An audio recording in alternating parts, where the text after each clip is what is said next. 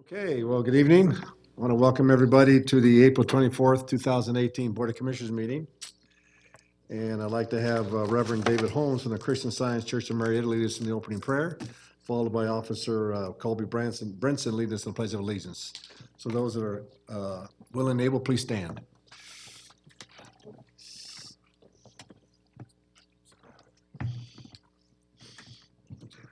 Thank you, Commissioner Boyce and fellow commissioners.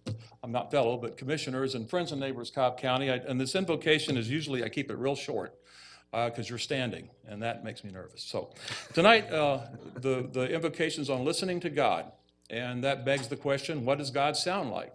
Well, Elisha in the Bible in 1 Kings went on the mountain to talk to God. And before Elisha was a great wind that broke the rocks in pieces. Then they had an earthquake, which shook up the place. Then they had a fire. But God wasn't in the wind, earthquake, or fire. What followed was a still, small voice. And that's what God sounds like, according to Elijah. That still, small voice that helps us make our decisions every day that we have to face. We have a lot of decisions to make. And we can rely on God to help us with those decisions.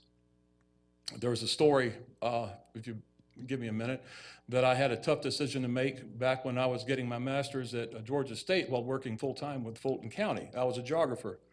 And I want to listen to that voice, and I didn't listen this time, because after 4 years of going part-time with classes, and then I was facing a thesis and working full-time, my wife never saw me. She's sitting over there. She can vouch for that.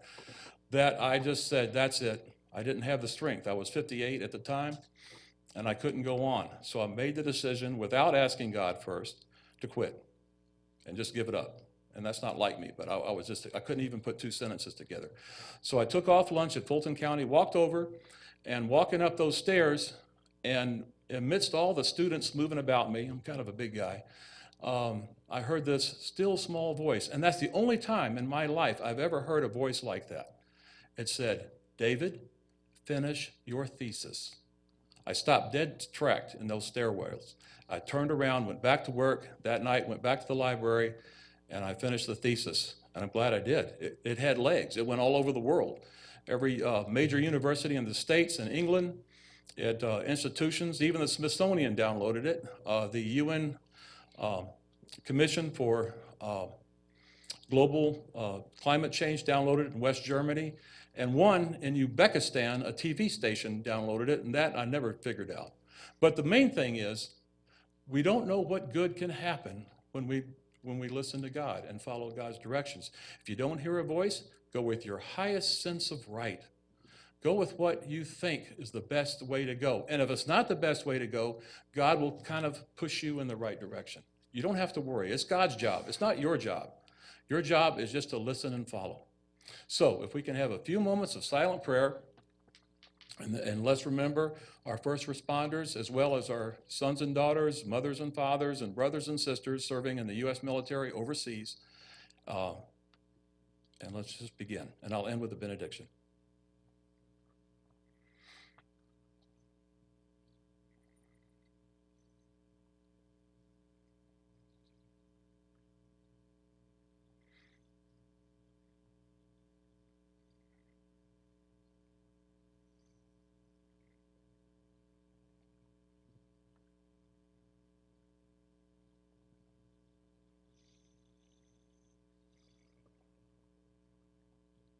And God said, and thine ears shall hear a word behind thee, saying, this is the way, walk ye in it, when ye turn to the right hand, and when ye turn to the left. Amen. Amen. Thank you. Please join me in the pledge.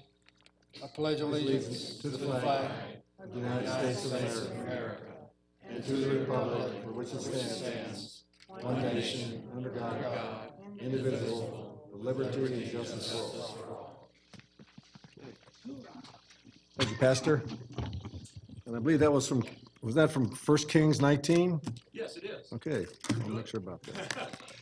And when I hear a small voice, it's usually my wife. Who is here tonight, so Who's- behave. And that voice will be here tonight talking to me, so.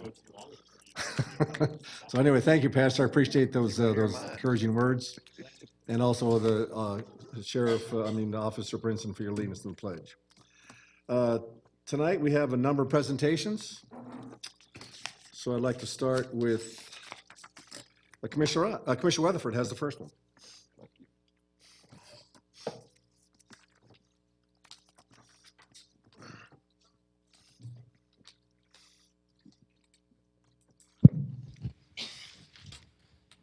Thank you. I'd like to ask Ginger Robbins and anyone else with her tonight to come forward to receive the proclamation. Let's begin to. Okay, let's dim the lights. Like the way we're going to give each one of you a lantern. Oh, wow. Lights away for children.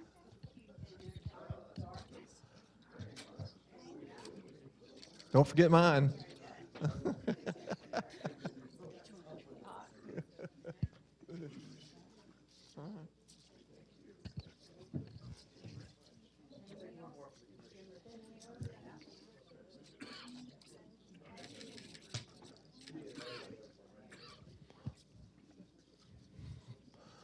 Well, good.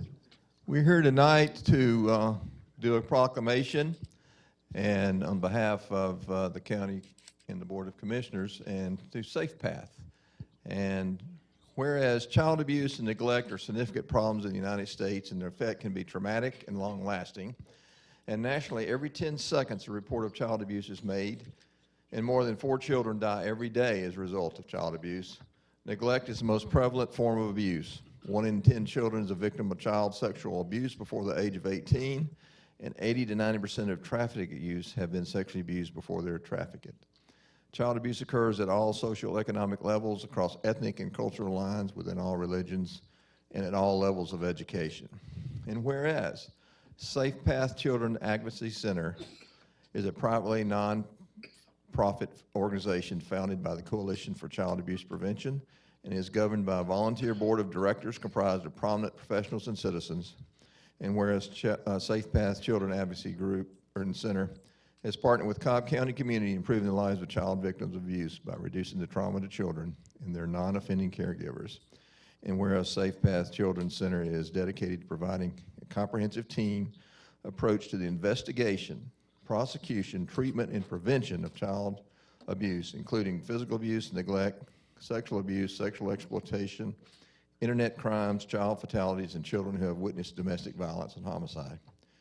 And whereas Safe Path Children's Center is fully accredited at the national level by the National Children's Alliance and is a full member of the Children's Advocacy Centers of Georgia, Safe Path serves as a mentor site for new developing and existing child centers across the country.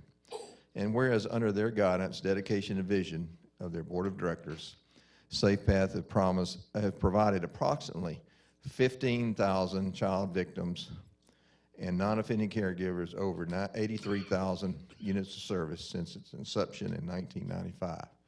Pretty amazing. Now, therefore, we, the Cobb County Board of Commissioners, do hereby proclaim the month of April Child Abuse Prevention Month in Cobb County and commend Safe Path Children's Center for their steadfast commitment to assisting the victims in all forms of child abuse. 24th day of April, 2018. Let's give them a big hand.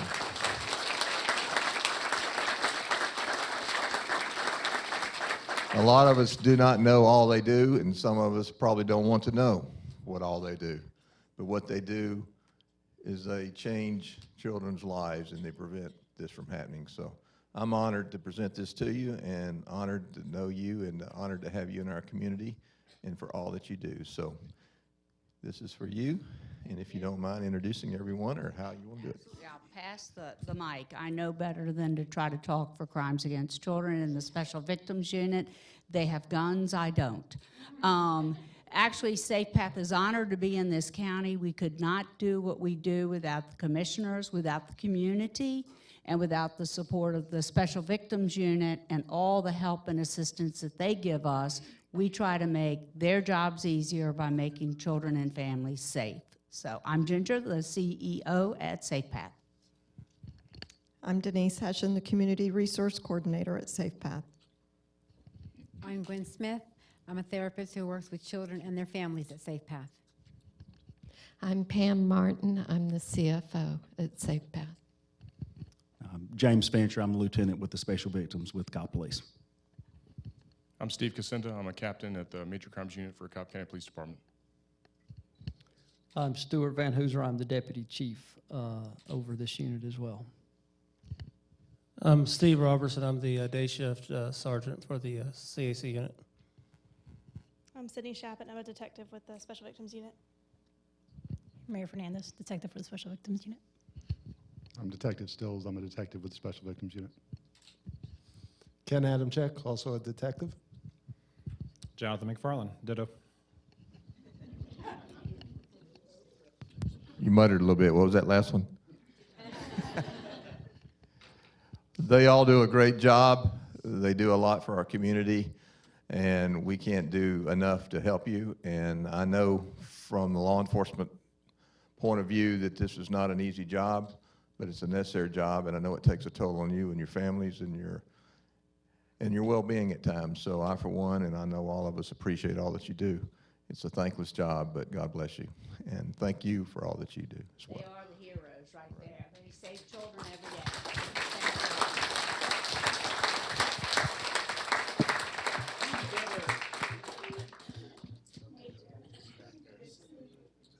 Oh, and if nobody knows, we have a special event Saturday night. Tickets and sponsorships are still available. Take donations. We're going to have a very good inspirational talk by Chief Michael Register. All right, look this way. 3, 2, 1. Thank you. Great. Thank you. Thank you,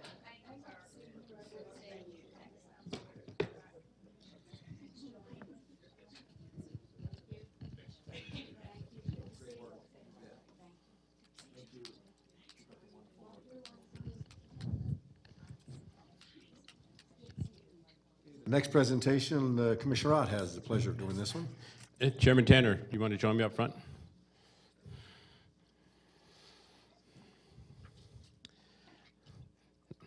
So I was at lunch earlier today with Chairman Tanner, and you're going to be amazed at some of the stuff that he has done and still does. So I have a proclamation here. Chairman Tanner is chairman of the Transportation Committee at the House and also was chairman of the Transit Commission, which I was a member on. So the proclamation reads, whereas State Representative Kevin Tanner from Dawsonville has spent 27 years in public service, he is serving his third term as a representative for District 9, including Lumpkin and parts of Dawson and Forsyth counties. And whereas Tanner began his career as a volunteer firefighter in 1989 before joining the Dawson Sheriff's Office in 1990, he served in many positions, including 11 years as chief deputy, under sheriff, then became a successful small business owner of a small security company providing armed and unarmed guard services, owner of Tanco Investments, LLC, and is involved with his family's farm. I'm going to stop right there for a moment. The family farm this year, I believe the number was 700,000 chickens so far this year. He's really friendly with Chick-fil-A, which is what we had for lunch. Okay, whereas prior to his first term, Tanner was Dawson's county manager. In 2007, Georgia Trend magazine named him one of Georgia's 40 under 40. In 2011, Georgia's Association of County Commissioners recognized Tanner as the appointed official of the year. He has also been recognized as one of Dawson County's Citizens of the Year. And whereas an active member of the North Georgia community, he is an executive board member of the Northeast Georgia Boy Scout Council and is a member and past president of the Dawson County Rotary Club. He has served on the boards of Chastity Regional Hospital in Dahlonega, the Rainbow Children's Home Board in Dahlonega, and Lanier Technical College Board of Trustees, and was appointed by Governor Perdue to serve as the 9th Congressional District Representative on the State Board of Corrections. And whereas, as the current chairman of the House Transportation Committee, and has been a member of several other committees in the House, including Appropriations, Education, Special Rules, Natural Resources, and Intergovernmental Coordination Committee, he also chairs the House Governance and Funding Commission and has served on special study committees, including chair of the House Unmanned Aircraft Study Committee. And whereas we recognize the tremendous time, effort, collaboration, and commitment to House Bill 930 on behalf of Cobb County, State Rep Tanner worked tirelessly to craft language in the bill that Cobb County Board of Commissioners can embrace to improve transportation. It should be noted that he worked tirelessly with all the counties that House Bill 930 affects, even though his district is not directly affected. This truly shows devotion to a cause for the state of Georgia. Now, therefore, we, the Cobb County Board of Commissioners, are most thankful for your dedication to transit and help our county look at ways to solve our traffic issues. Presented this 24th day of April.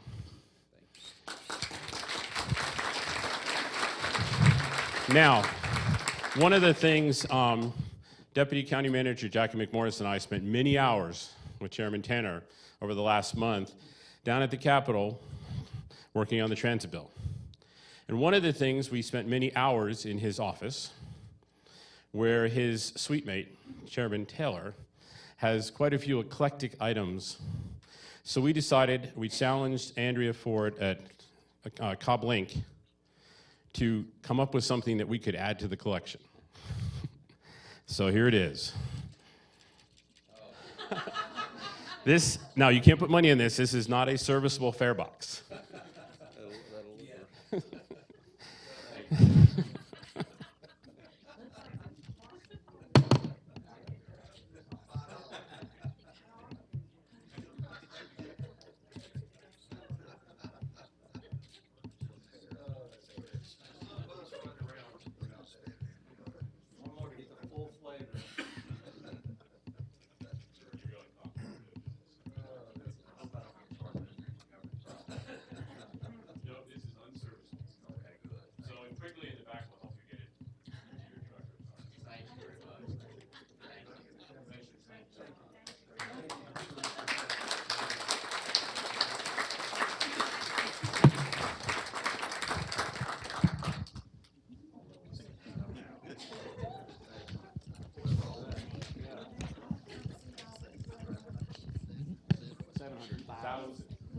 Yeah, come on.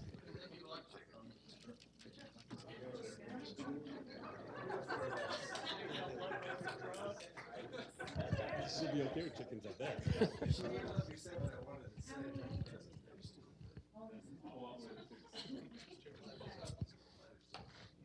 And Representative Tanner is truly a terrific example of a public servant. He took on a thankless job and did a remarkable job. Commissioner Ott, I believe, has the next presentation, proclamation. I do. I think the next one is the Rotary Club. Guys, all who's here, come on up. And all the police.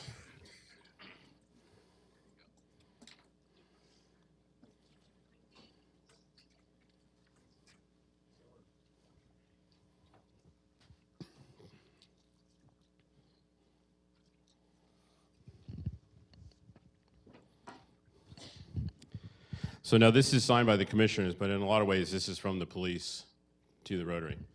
So let me tell you what they've done.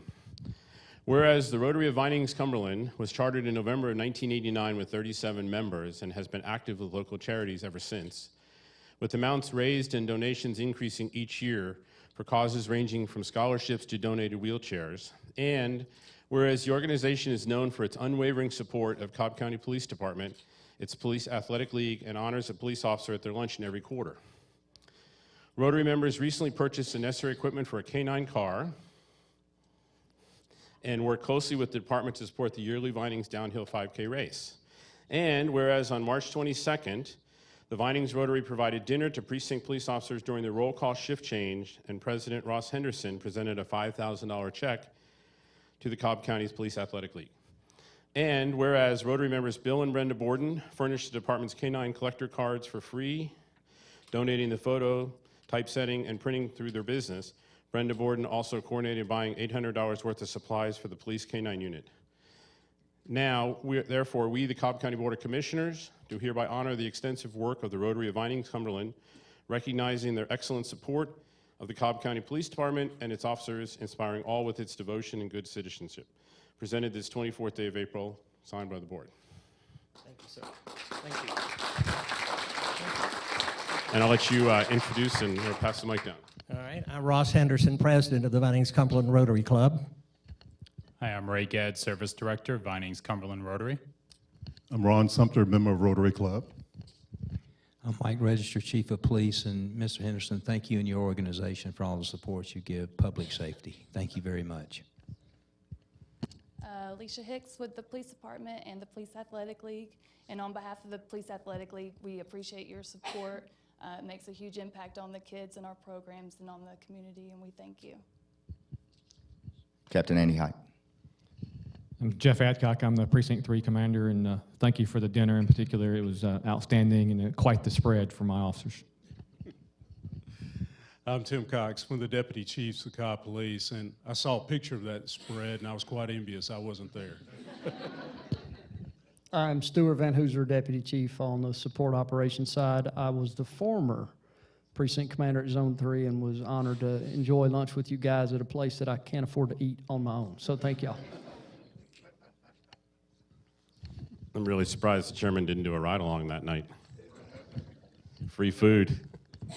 All right, time for the picture.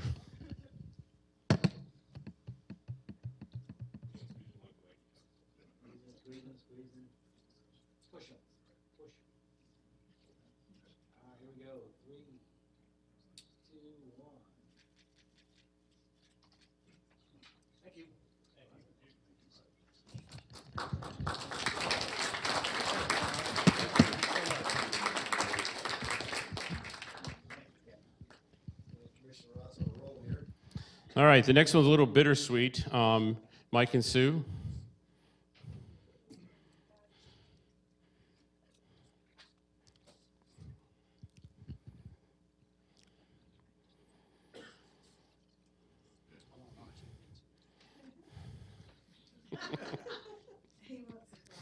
Yeah.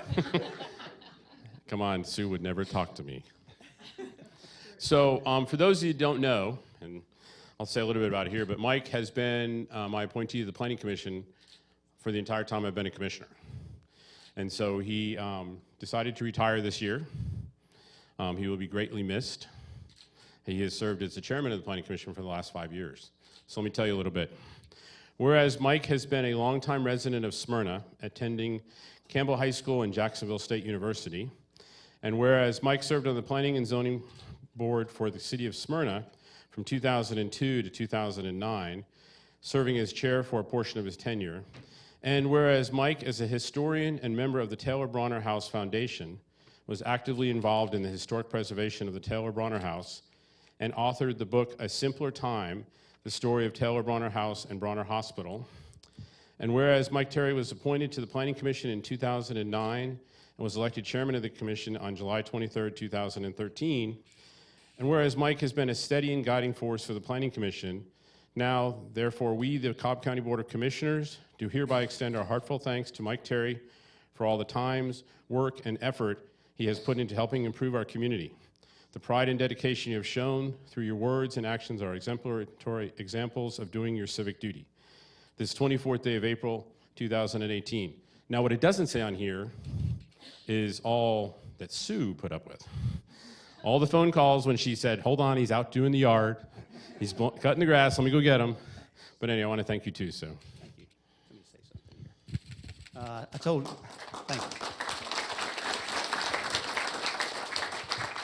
here. I guess it was Dana when I came in the back, I've been in this building hundreds of times to meetings. I've been in this chamber lots of times conducting meetings. This is the first time I've ever appeared without a tie.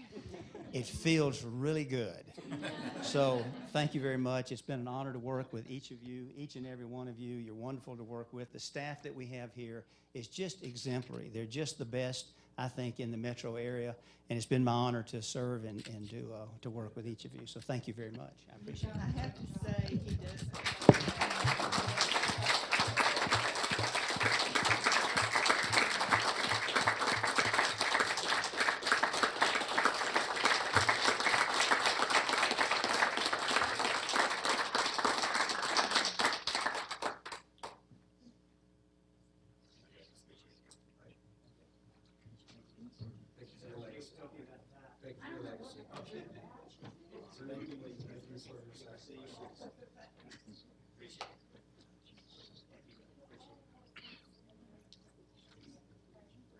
Okay, Commissioner Burrow.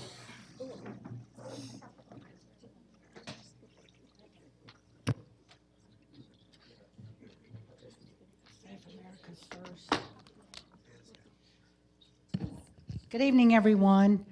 Could I have Lynn and Mary Lou Pagano and the Safe America staff that are here tonight come up?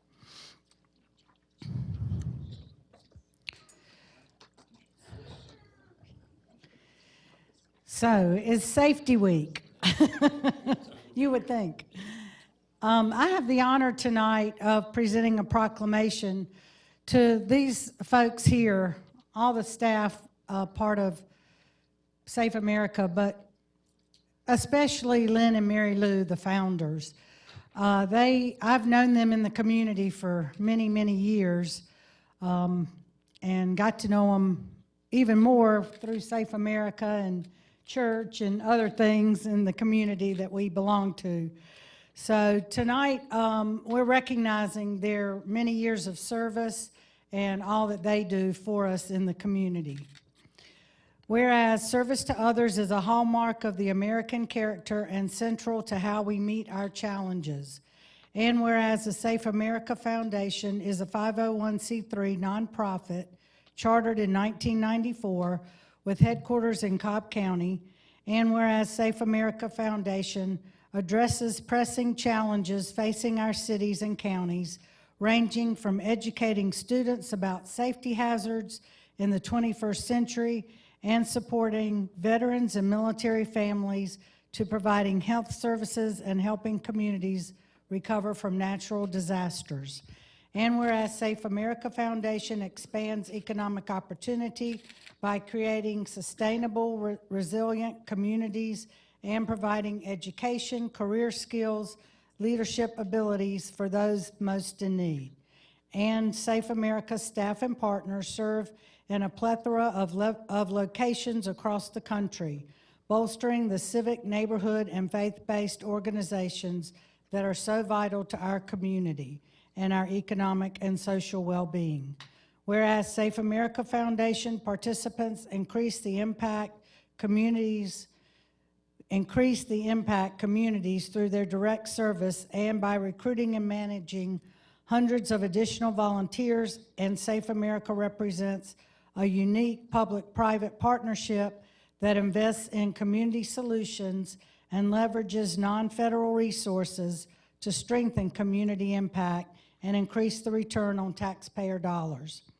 Whereas Safe America is an organization that demonstrates commitment, dedication, and patriotism by making an intensive commitment to service, which is a commitment that remains within its future endeavors.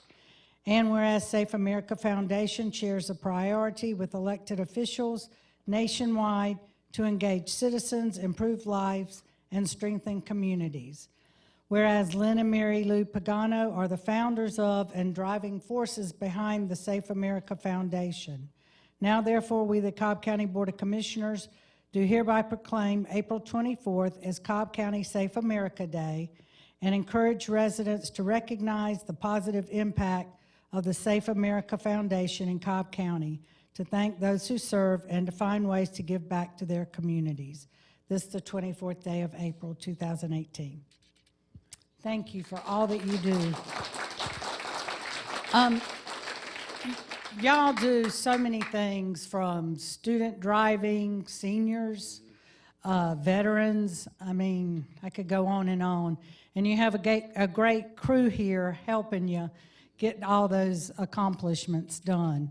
So, Lynn, would you like to say anything and introduce? Well, I would be happy to. Thank you, Joanne. First of all, thank you for recognizing the importance of the work of safety. You know, we're doing a symposium this week in Atlanta at the Federal Reserve Bank. We have about 180 people coming from around the country, from Rochester, New York, San Francisco, Chicago, New York, and Marietta. And we're very proud that what we're trying to do, you know, if you think about who's based in Marietta, we'd like to think that having Safe America here is good for Cobb County, because a lot of the work we try to do, protecting veterans, helping them that are homeless, helping people that have the opioid crisis or human trafficking, and telling the stories. If you saw, we had an ad in the Marietta Daily Journal today, and our key is to help tell the story, to help people live longer lives and help us all enjoy life. So That's been our mission, and that's why we work around the country with media, and that's why we're proud of our partnership here in Cobb County with our Marietta Daily Journal. And thank you for recognizing us, Commissioner. And if I can just pass this on, my wife has really brought a lot of spirit to the work of Safe America. Here's my wife, Mary Lou. Thank you. I do want to give credit where credit is due, so I appreciate being named one of the founders of Safe America. I was behind the scenes at home with 4 babies in 1994 when Len had the vision for Safe America, and his vision continues to drive us. So when the team is like, okay, you know, hearing all these vast areas of safety that we get involved in, he keeps pushing forward and keeps leading us on. His vision is for a safer Cobb County and a safer America. And truly, we could not do our work, all the great programs and ideas that Len has that we work on, we could not do it without a fantastic staff and without the great partnerships we have with the Joanne and the commissioners, the police department, the schools, and all of you. So thank you all. I have the privilege of not only being married to Len for 42 years, but to be able to oversee the programming. So that's my job at Safe America.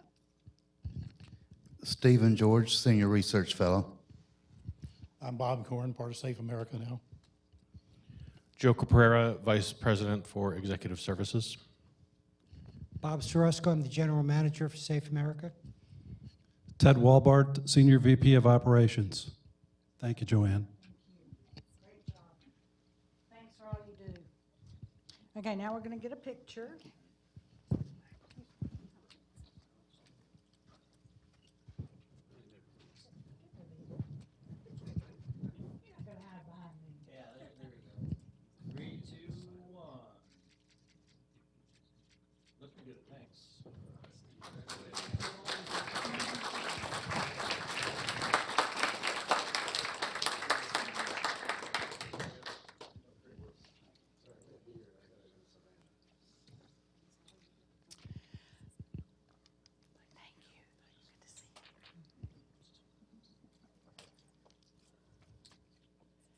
And now I'd like to ask Dana Johnson, Michael Hughes, Kathy's here, Kathy Brown, and Kim Roberts to come up.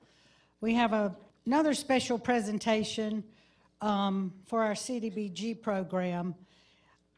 And this evening, we join cities and counties across the nation in recognizing the 44th anniversary of the Community Development Block Grant Program. The theme this year is celebrating the impact of CDBG and home programs. The CDBG program has operated in Cobb County for 36 years and has provided funding for housing rehabilitation, parks, seniors, services, assistance to nonprofits, and infrastructure projects. The home program provides safe, decent, and affordable housing. These activities are targeted to low and moderate income persons and households. The Board of Commissioners wishes to present this proclamation designating April as Community Development Block Grant Month. And now we have a short video to show you the impact that CDBG has had on the members of Cobb County and our community. Without the CDBG funds, basically, we wouldn't have been able to expand the access to care. At the Good Samaritan Health Center, Community Development Block Grant funds helped replace roofs on 2 buildings and plan improvements to the inside of their clinic. So we have projects that will allow us to increase exam rooms. That's really increasing patient access to care. And for this community, that means keeping our patients out of the emergency rooms and giving our patients an opportunity to have a primary health center home. Thank you, Ms. Scott. Miles away, Beulah Scott heard about the CDBG funds at church. The former missionary applied, worried she couldn't keep up with much-needed repairs to her Kennesaw home. It's awfully important because our little income, we couldn't afford to have it done. Ms. Scott had her water damaged front stoop repaired, soffits outside fixed, leaky plumbing inside replaced, and her dangerous back steps rebuilt. It keeps our images good in the community. We have good neighbors and they've always appreciated all that's going on over here. Thanks to the CDBG funding, you can see that we have a more open space as people walk in. It's very welcoming for our parents and our youth. Emily Carter showed us the rejuvenation to the Boys and Girls Club in Marietta funded by CDBG funds. She says makes for a better environment that keeps kids coming in and staying out of trouble. Without donors like CDBG, we would not be able to keep the club renovated on a regular basis and at a place that our kids can be proud to be here every day. We knew that we needed a security footprint. At the Center for Children and Young Adults, there was a big security problem on campus. Victor Brown says they turned to the CDBG program for help. We have been fortunate to get Community Development Grant funding from Cobb, and we've been able to enhance our campus through a couple of key projects. Funds help them build a fence, put up security cameras around the buildings that house and teach young adults, and build a classroom to help clients get their GEDs. This may have taken 5 to 10 years. With the help of CDBG, we were able to do this in a relatively short time frame. Before I knew it, the toilet was in. Bessie Marchman says she knew her home needed work, but the disabled woman couldn't afford the cost to repair a ceiling fan that had shorted out, a toilet that was failing, and a water heater on its last legs. It means a lot to me being disabled and under funding, not being able to afford to get it done on my own. I look at CDBG as the roots that helped start Safe Path. Back in the early 90s, CDBG funds helped form the unit that became Safe Path, a nationally recognized agency helping children that are victims of crime, abuse, or neglect. Ginger Robbins says Safe Path has since grown and developed a deep bench of donors and supporters. However, you've got to have a solid base, and the solid base we need is the support from Community Development Block Grant. In Powder Springs, the kids played at Linear Park near the Silver Comet Trail while parents watched. CDBG funds helped build much of the park, but City Manager Pam Connor says benefits of the block grant funds are used across town. We've taken care of roofing, windows, mechanical equipment improvements at the Senior Citizens Facility. So we've been able to answer a lot of the needs and desires of the residents who've asked for it in a fairly responsive way. And back at Good Samaritan, its CEO, Kyril Kitchen, says Cobb handles its CDBG program the way it was designed to benefit the community as a whole. That's exactly what the funds are doing. They're helping to develop this community. The community is using community funds to build itself up, so I think it's a great name. Thank you. That was a great video, and I think that really says it all about what the impact and what CDBG funds can do in our community. So Kimberly, I'm going to turn it over to you to say a few words. Thank you, Commissioner. I just want to say it's an honor and a pleasure to work with CDBG, and to just see the impact that these federal funds have in the community is just amazing. And it's just a joy to me to come to work every day. I'm Kathy Brown. I'm the Grants Development Specialist for Cobb County. I'm Brittany Hughes. I'm Communications Specialist for Community Development. Michael Hughes, Economic Development Division Manager. Dan Johnson, Community Development. Thank you. Okay, y'all want a picture? This is for you. I get one whether they want it or not. So. All right, here we go. 3, 2, 1.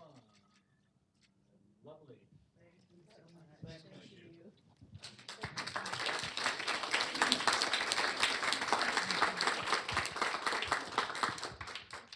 And in case you didn't notice, the voice of Cobb County was the MC for that video, our own Ross Cavett.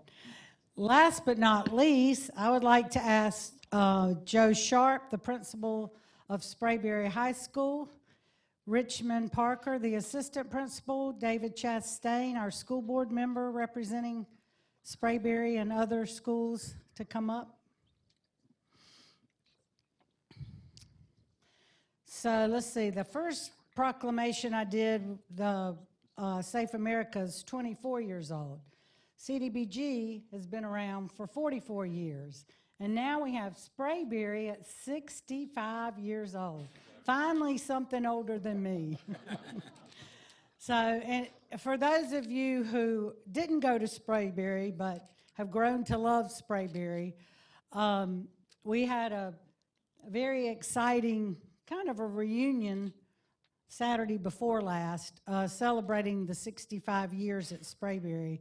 And they had classrooms dedicated to each of the decades of the classes that came through the halls of Sprayberry, which started out actually where the Walker School is now. That was the first Sprayberry. And now, of course, it's at Sandy Plains and Piedmont.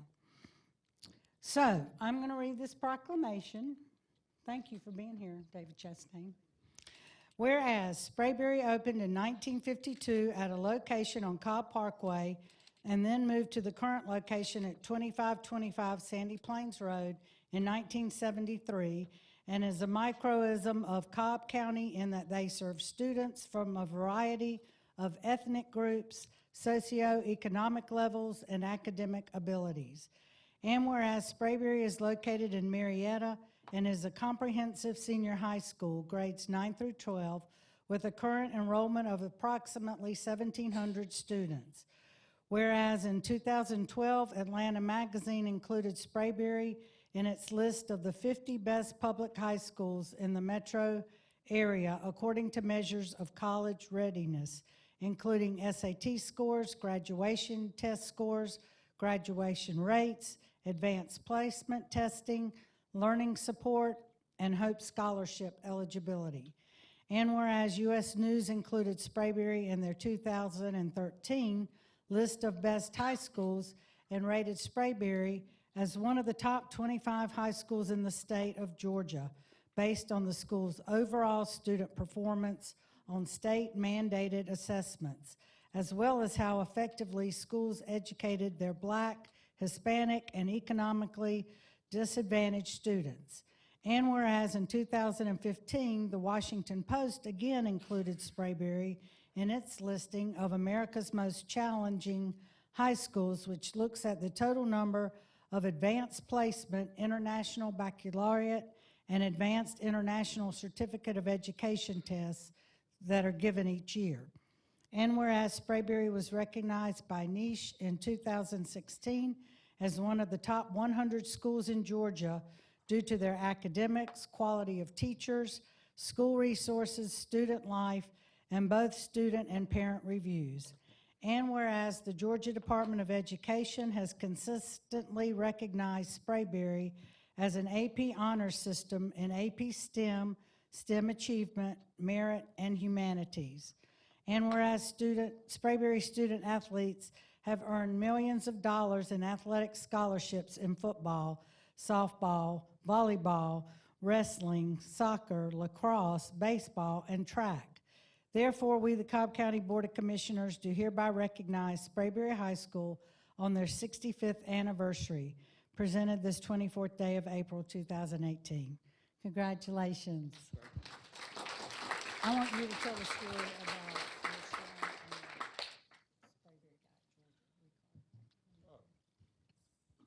So Joanne wants me to brag a little bit on my son, which I don't feel as comfortable. In 2015, Sprayberry had a pretty good football team. One of our kids, my son, signed with Auburn, War Eagle. Rodrigo Blankenship, you may know, a pretty good kicker for the University of Georgia. And one of our defensive ends, Jabari Zuniga, plays at the University of Florida. So 3 SEC kids off one team at Sprayberry is not too bad. My name is Joe Sharp. I'm the proud principal of Sprayberry High School. Thanks to Joanne and the commission, Mr. Chastain, for being here with us tonight and to accept this 65th proclamation. Thank you. I'm Richmond Parker, assistant principal. Oh, I did get the mic. I'm David Chastain, Post 4 representative on the Cobb County School Board. The only story I can tell you is that I graduated from Wheeler in 1975. One year, we played a football game over at the old Walker School, or the old Sprayberry School, which is now the Walker School. The next year, the new building opened where Sprayberry is now. the stadium and everything. I remember pulling up in the buses and looking at the lights in the stadium, and things had changed. These men contribute fantastic leadership to a wonderful team at a school that is a gem in Cobb County and glistens throughout this country. And you'd be surprised, I wish we had time, you'd be surprised at how many of your local leaders and state leaders started out of Sprayberry High School. And Joanne, thank you for this proclamation.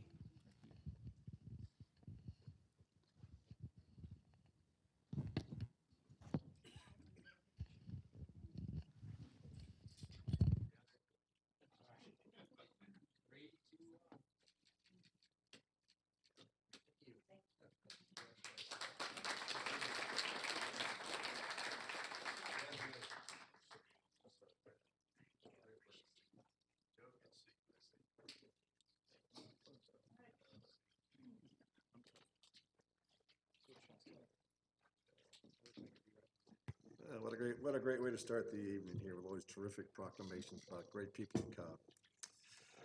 Okay, we're going to do a couple public hearings. So we'll start the first one here. Joe, I believe you have the first one.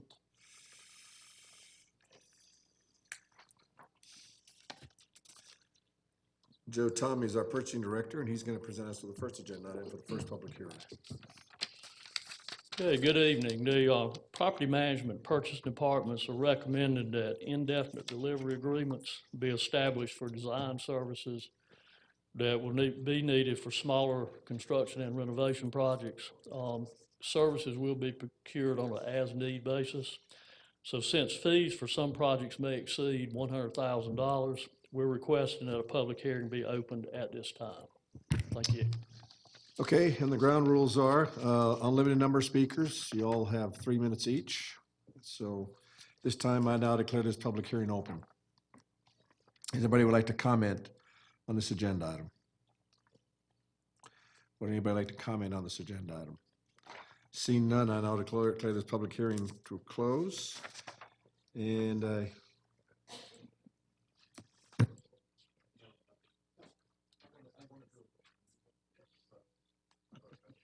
okay, Danny, you have the next one.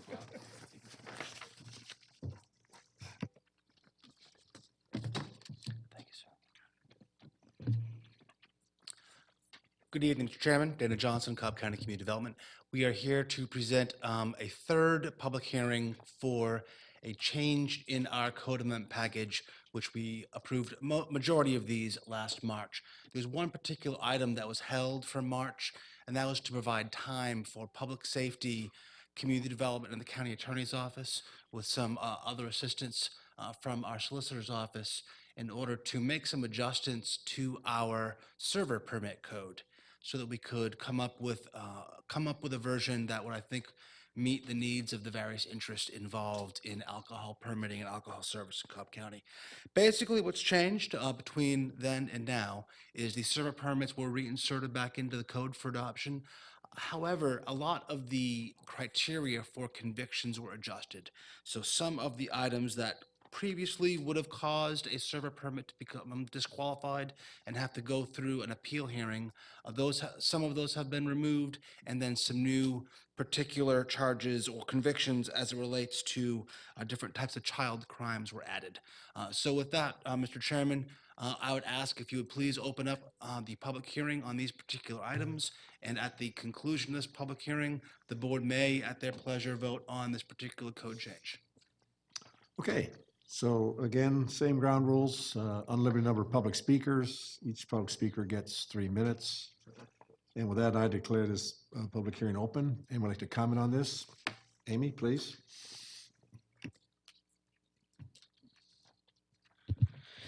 Hi, my name is Amy Barnes, and I'm from Marietta, Georgia. With respect to the charges that could disqualify somebody, I haven't seen the updated version, but I would hope that whatever it is, that it would be somehow related to serving alcohol or have an actual purpose in barring somebody from having a license. Because unless we can tie a particular charge to the act of serving alcohol, it might be an unconstitutionally strong restriction barring somebody from a basic occupation such as being a server in a restaurant.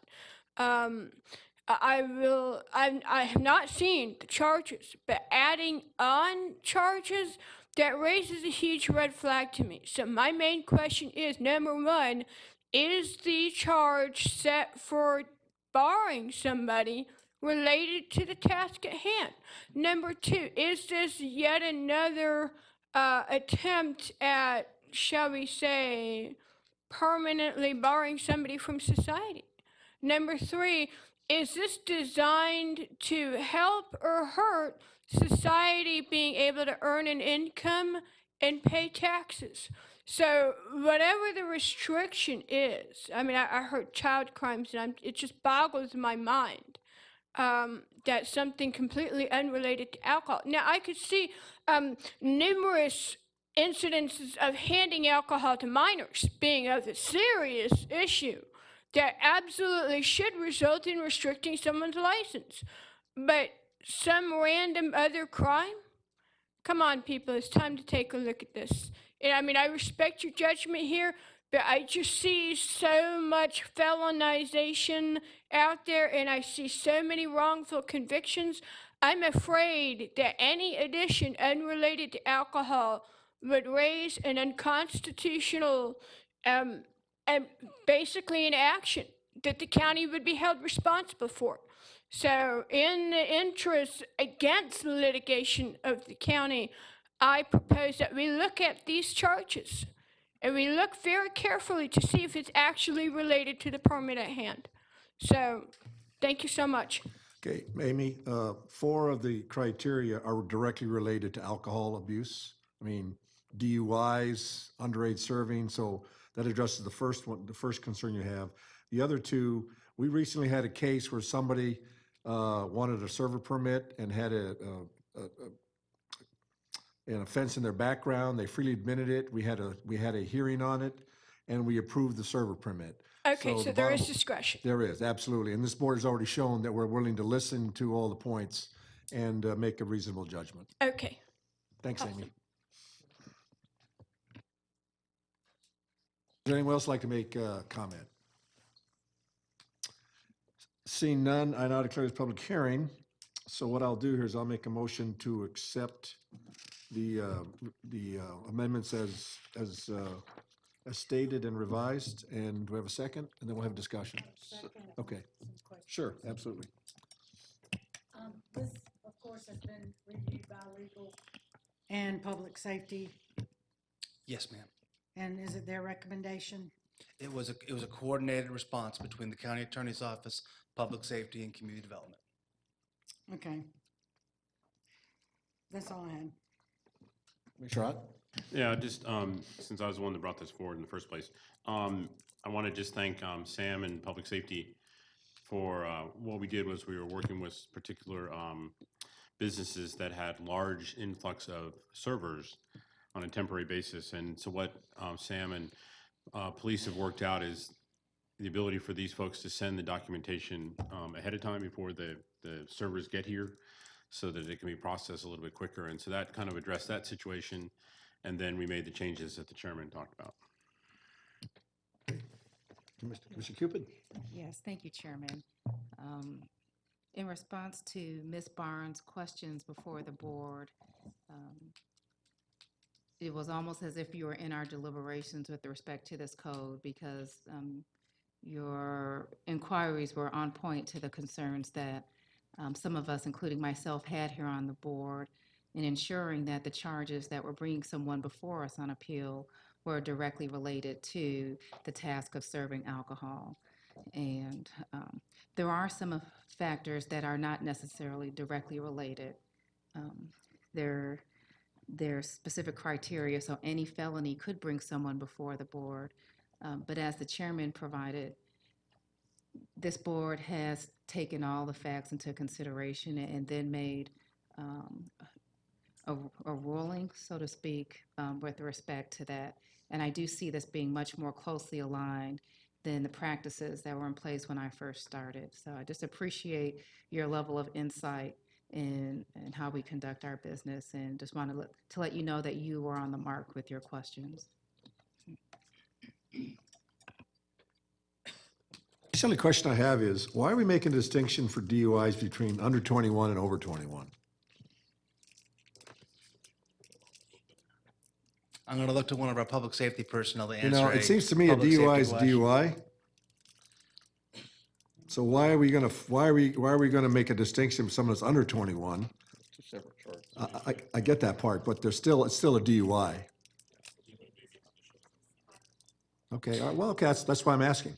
I'm sure there's a good reason.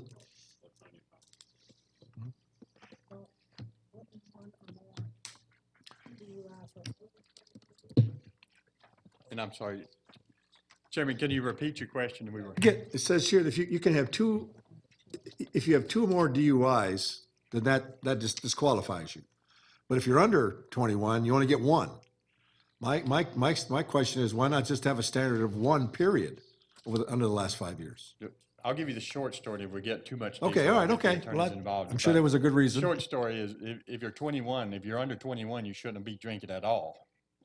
You know what I'm saying? If you're over 21, you are legal to drink, and that, therefore you get an extra pass. It's a good distinction, I appreciate that. Yeah, I'm just saying, but a DUI is a DUI. And the reason I say that, It's two separate code well, look at it charges. this way. A number of years ago, we allowed people to vote once they reach the age of 18, okay? Once you reach the age of 18, you can go in the military and be trained to fight for your country. So I don't understand the distinction about the age. A DUI to me is still a DUI.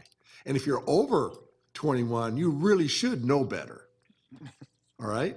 So why would you give them the benefit of the doubt when they should know better? Why not just make the standard one period? Chairman, if I could address your question. Okay. Latonia Hines from the Solicitor's Office. We've talked a lot about this and trying to do some of these distinctions. And we kind of equated it somewhat to how you get a driver's license here in the state with regard to DUIs and how they prohibit. And so if somebody gets a first lifetime DUI, in most cases, they are eligible still to be able to get a limited working permit, driver's permit for purposes of going backwards and forward to work. But if they've gotten two within 5 years, then they're not eligible to do that. And if somebody who's under 21 gets one DUI, they're not going to be eligible to get a license whatsoever. So it's a work-related issue. It goes to Ms. Barnes' comment.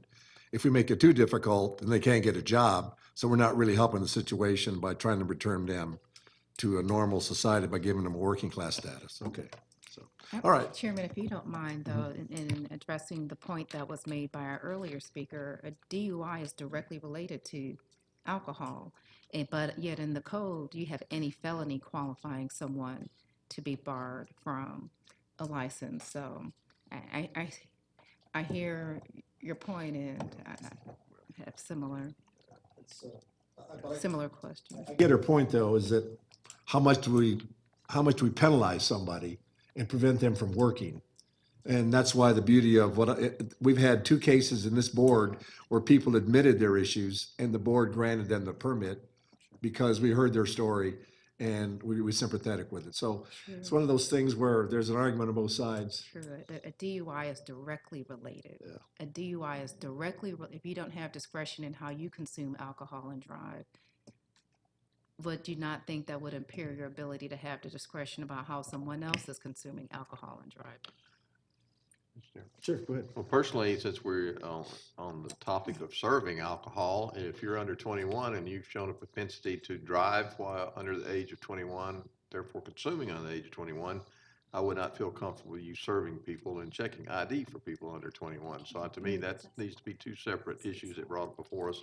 It gives me two separate points of deliberation.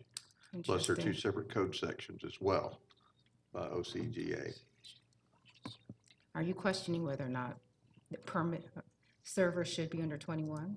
No, what I'm questioning is if I want to know what the charges are. And if it's under 21, drinking or driving, how can you be, that would weigh heavily on me whether you're allowed at all ever to serve someone and check their IDs when you yourself didn't do it. Similar concern. I don't think you Can't have a service permit if you're under 21, can you? Be 18. Okay. State law is 18 and older for serving alcohol. Well, I think maybe playing Solomon here, I think that if there's, we all understand that you can appeal.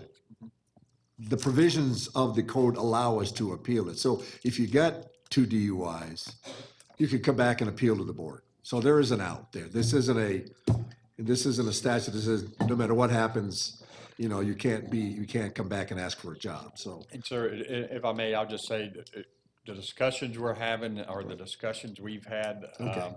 And the back door is, there's the appeal process. Okay. And we've seen that work both ways, so. Okay. We think it's a good, fair. Okay, there is a balance to it. Yes, sir. Sure. Commissioner Weatherford. Okay. Any other discussion? Then I'll call the question. Passes 5-0. Thank you very much. Thank you. Great discussion. Thank you, Chairman. Okay, we have public hearing, public comments. Commissioner, Ms. Nance? You have 6 speakers. Okay. The first is William Waldrop. Ask the speakers to please come up here to the podium and just let us know who you are and where you live. If you're here. Just, if we find him, let's do the second one, and we'll just bring him back in when we find him. Okay, Michelle Gambon.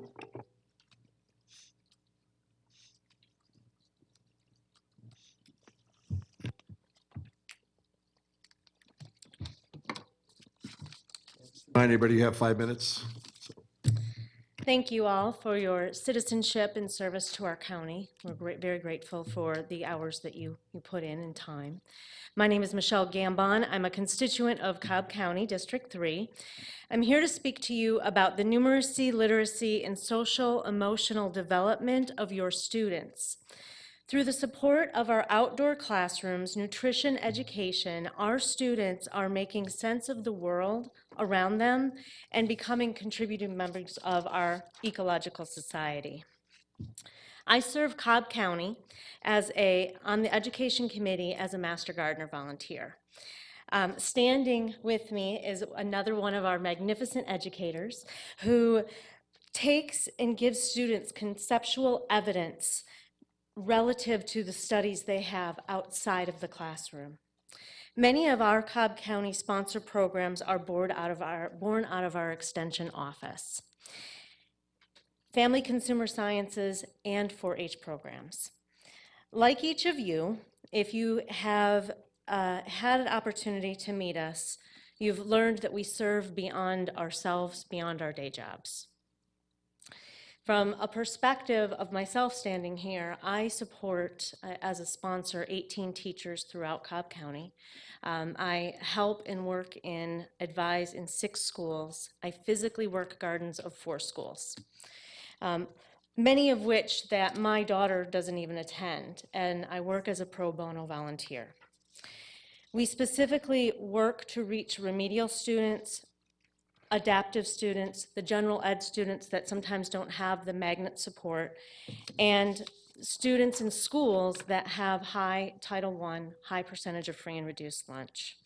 What you have in your handouts are some examples and testimonies from some of the educators that we sponsor. And I have a couple stories for you, and I will keep it short because I can talk for hours about what we do with our students with the school gardens.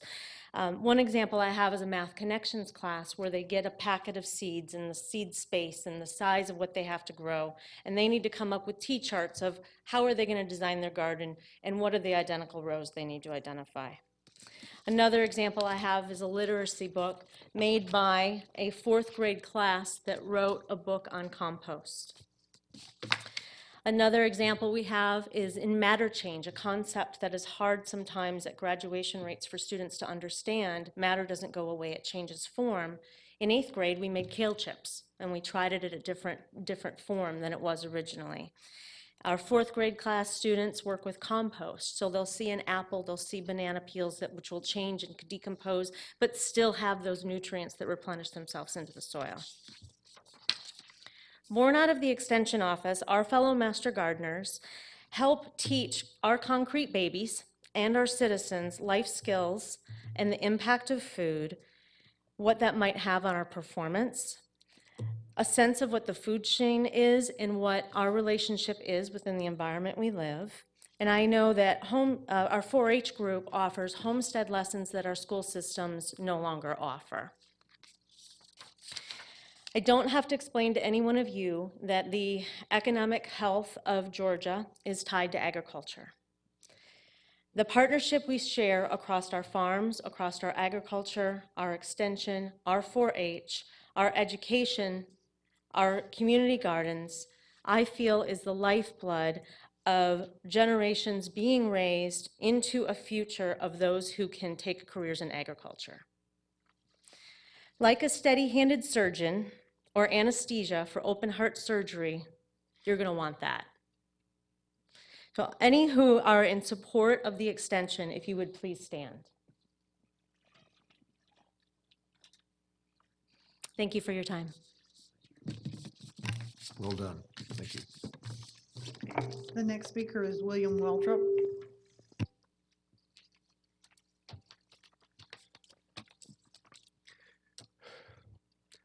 Cobb County Commissioners, I was asked to come over by the extension and speak in behalf of maintaining the extension here in Cobb County. And I believe that I was asked to come because my dear wife and I started the Cobb County Daylily Society, which we've had here in the county for 14 or 16 years now.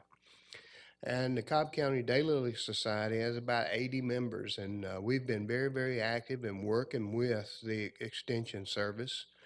I think it's also because our garden, we grow 7,000 to 10,000 daylilies, and so we have to constantly check our soils and make sure that they have the right amount of potassium, phosphorus, and minor elements in the soil. If we don't do it, the flowers will look nasty and just not attractive, which is bad.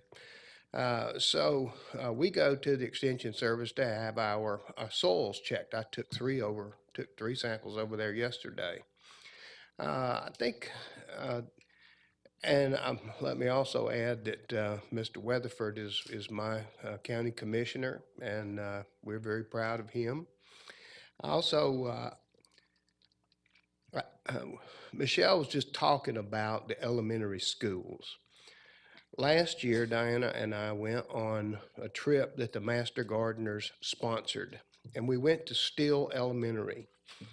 I'm sure you're familiar with that school, and I paid really not too much attention to what they do at the 4-H club and in looking after the gardening work.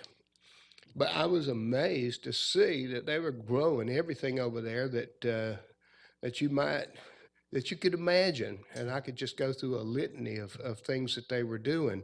And these are just elementary students. And what they're really learning is what they, how what you eat is grown, how it begins.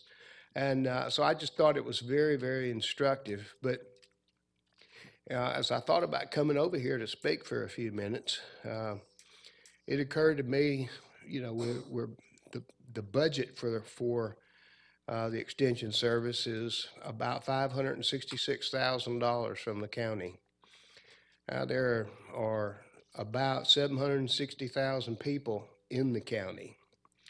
And although I certainly couldn't try to figure out what the average cost is per person, nevertheless, I mean, you can do the simple math of dividing the number of citizens into the amount that's budgeted, and it's a very minimal amount. It's about 75 cents. It's not much at all.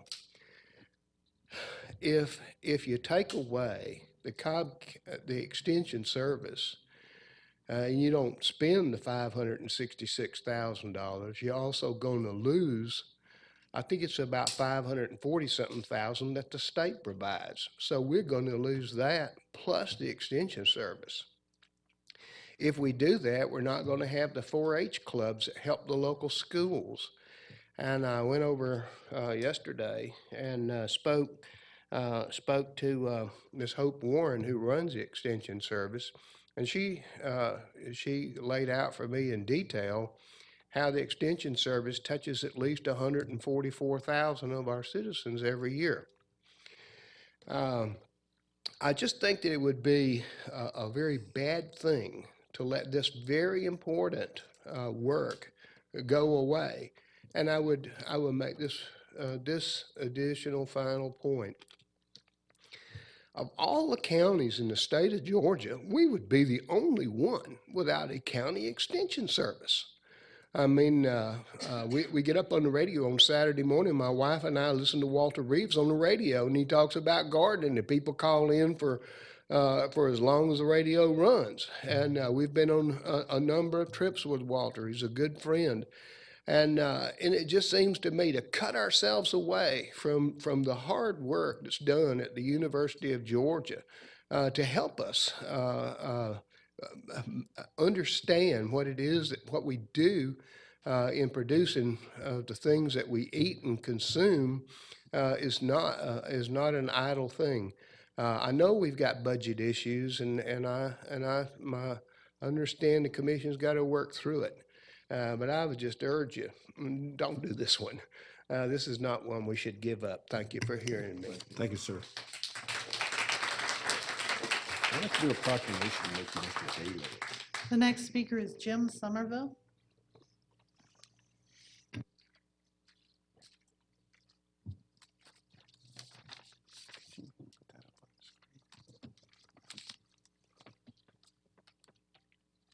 Thank you. Chairman Boyce, Commissioners Ott, Burrell, Weatherford, and Cupid. My name is Jim Somerville. I've been a resident of Cobb County since 1977. I live in West Cobb in District 1. I'm also a proud and active alumnus of the University of Georgia. I am past president of the Metro Atlanta UGA Alumni Chapter, and I've served 2 terms on UGA's National Alumni Board of Directors. I come before you tonight in support of the county continuing to fund the cost of maintaining an active and fully functioning office of UGA's Cooperative Extension Service here in Cobb County. Through my involvement with the UGA Alumni Association, I'm aware of the vast resources available at UGA through its research efforts, its experts, and its wider range of areas of study. I myself have arranged to have experts from Cobb County come speak on quality of life issues at alumni events here in Cobb County. The Extension Service is the one way that UGA fulfills its mission to serve all of the citizens of Georgia, not just its alumni.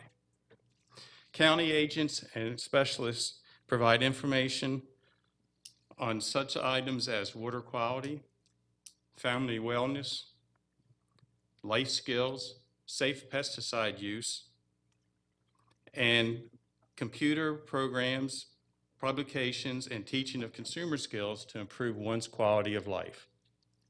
The Extension Service also provides valuable leadership and life skills training to young adults and children through its 4-H program. The services provided by the Extension Service do have a positive effect on the quality of life of the citizens of Cobb and enhances the overall quality of life in Cobb County. It would be a shame, and I'll repeat that, it would be a shame if the citizens of one of Georgia's most populated counties lost the ability to avail themselves of the vast resources, educational service, and informational resources of the state's flagship university. I had the opportunity to be in Athens this weekend and spoke with Dr. Sam Pardue, Dean of the College of Agriculture and Environmental Sciences. I want to share with you in closing what he told me about the Extension Service. And I quote, "The Cooperative Extension Service represents a great example of a multi-governmental partnership in Georgia, drawing resources and program direction from federal government, state government, and local governments. The Extension Service impacts all 159 counties of Georgia. Historically viewed as providing services and programming to rural communities, the Extension Service of today brings highly valued programs to urban and suburban regions such as Cobb County. We believe that the Extension Service is an effective, efficient, and responsive organization that is sensitive to the needs of the communities in which it partners. I can think of no greater return on investment than the county's continued participation in the Extension Service, unquote. Thank you for allowing me to share my thoughts with you tonight. Thank you, sir.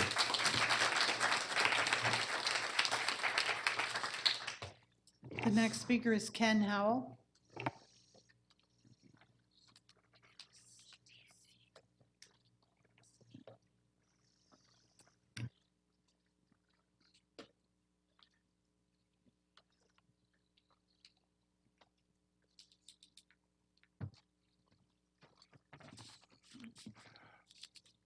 Good evening, Commissioners, Chairman. The disparity that I have been seeing and we have been addressing between the flex bus service and the circular service in Cumberland is very disturbing to observe. For months, we have waited for the proposed changes to flex to be implemented in order to service more ridership in the South Cobb service area. Changes in the South Cobb service area are needed. These changes to flex, which were proposed, have been met with mountains of paperwork, surveys, opposition from the some TAB board members, as well as some DOT staff. However, the changes that were implemented to the circular over the past month were done in less than 2 months.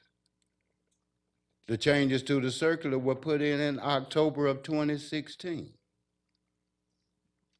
Circular services, service passengers ride for free. It's a free service down there now. While the South Cobb residents continue to wait for service to be provided for them to be able to get back and forth to work. The circular service operates until 2:30 a.m. 2:30 a.m. 6 days a week. The proposal for flex service was for 4 additional hours, 2 in the morning and 2 in the evening, just to get people back and forth to work.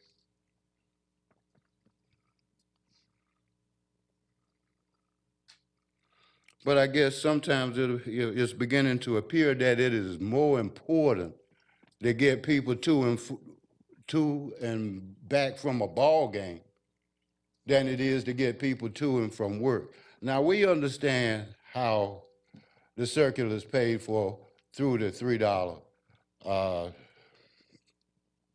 tax on the hotels. We understand that. However, we have integrated a private service and a public service running the same buses, using the same drivers, using the same customer service benefits, using the same shop. But yet we can get service down at Cumberland, but we can't get people back and forth to work in South Cobb.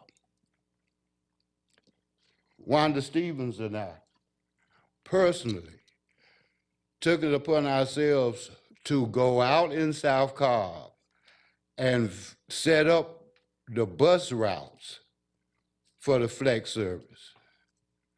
Wrote them out, turned them over to the TAB committee, and they've been held at bay ever since we turned them in. And there's been no movement. Flex service operational funds run out in October. We won't have data to support it. We need that ridership up. We need that service to come off a residential, it's a residential service with reservations. we can raise the ridership if we put it on the proposed fixed route bus schedules with the routes that we have turned in. And I look for that to happen. I really hope that you would take that under consideration. Thank you so very much for your time this evening. Thank you, Ken. The next speaker is Amy Barnes.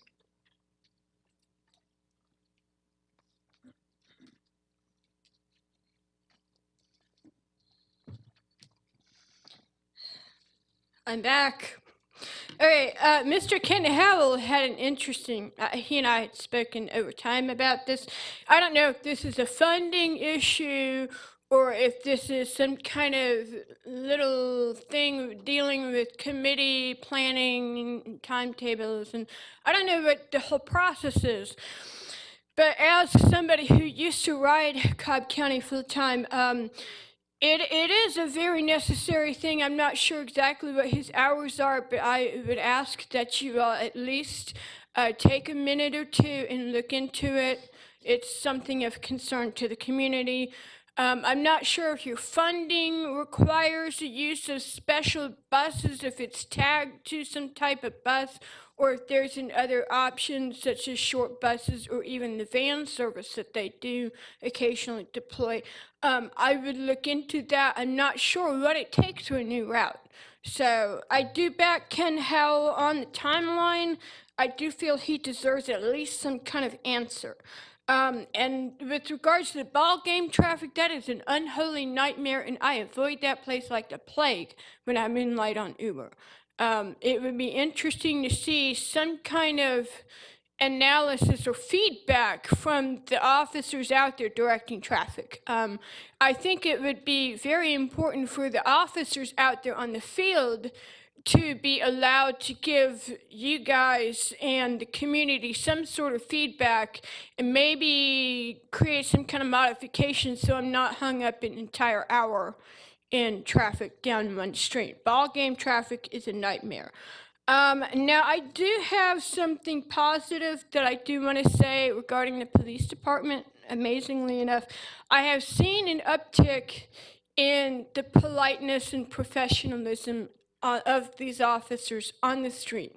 I've had the occasion to have been an actual witness in auto accidents and have had to, well, speak to the police, and I am very pleasantly surprised to see the changes already taking place in our police force.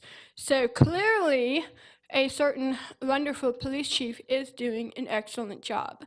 And I want to highlight the fact that Safe America, what was not disclosed, Safe America is working with our police department right now to achieve what we call de-escalation.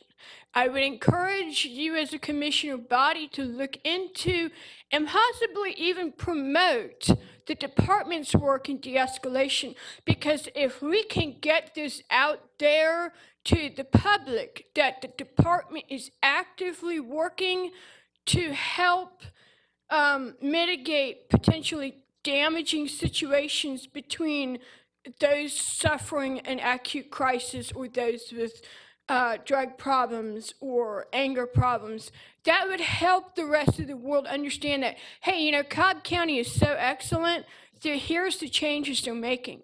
So I would suggest that the commissioners allow this to be highlighted to the broader community. So the de-escalation training I have found to be a wonderful thing.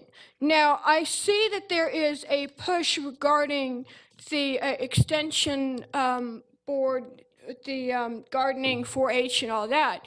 My question is it possible for the county to work with them to explore multiple funding options? Is it possible for me to donate via my water bill, just as I do with my power bill? I round up for charity every month with Cobb EMC, and I was thinking maybe it might be a possible way for the county to increase its available funds without increasing tax revenue.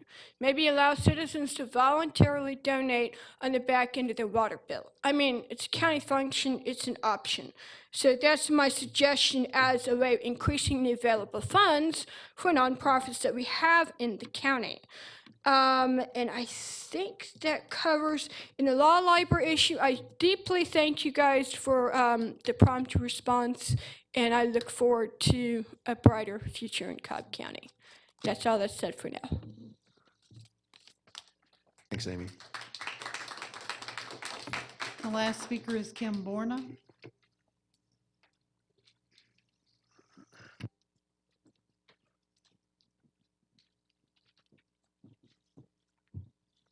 Good evening. I got one page. And I hope the board realizes that in my 8 years with the youth shelter, that I come before you very infrequently.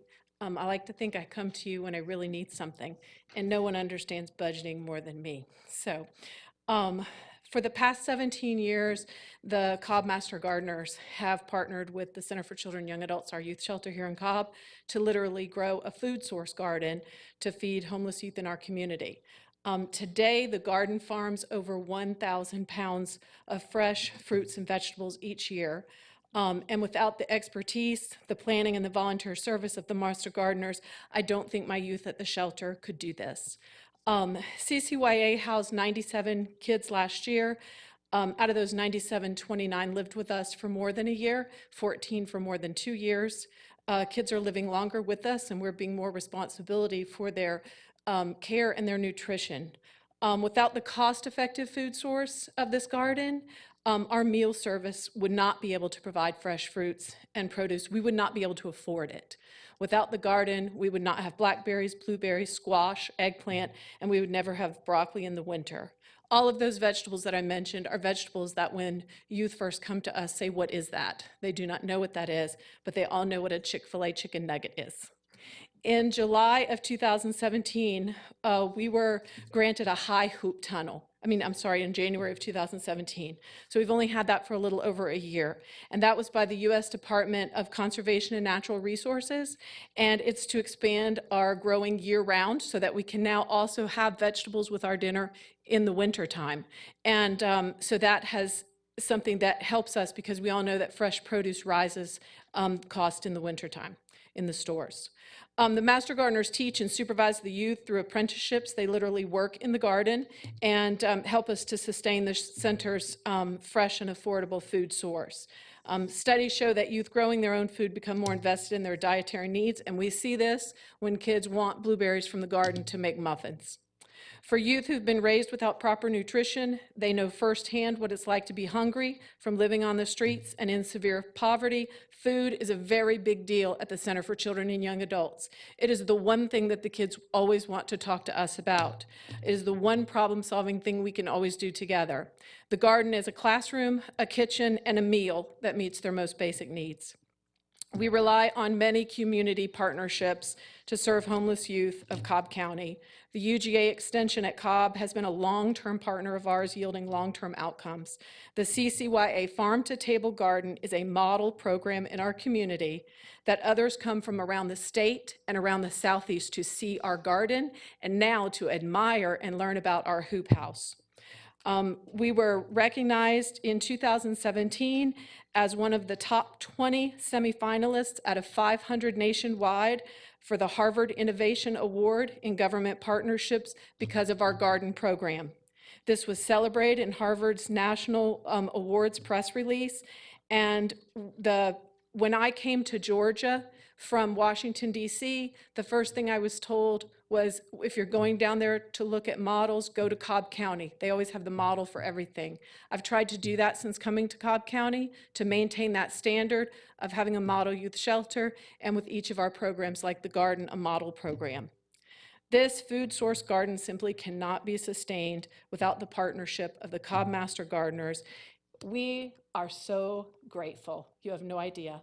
So I invite everybody always to come and see our garden. Thank you. Thank you, Kim.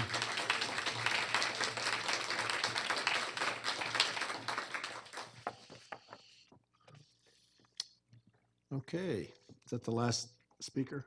Okay. Going on to the consent tab now, and I make a motion to approve the consent agenda as revised. And I'll let everybody get a chance to read through it while we have a second.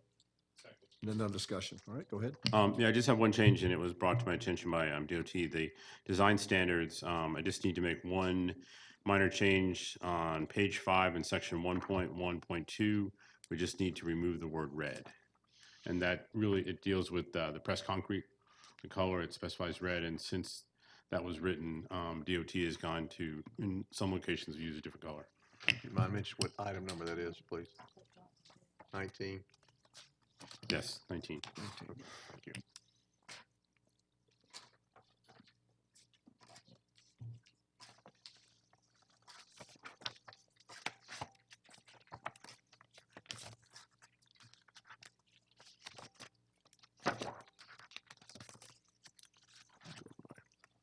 Homework here.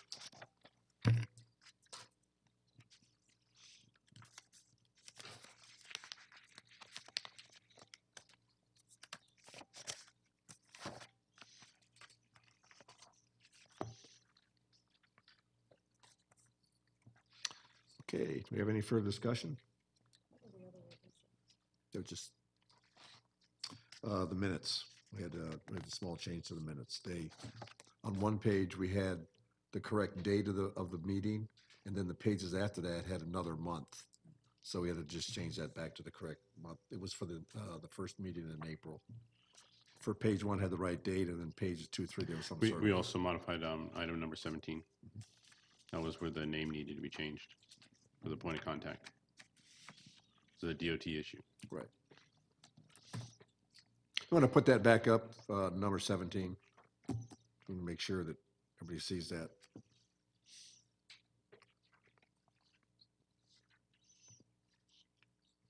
Okay, with that, I'll call a question.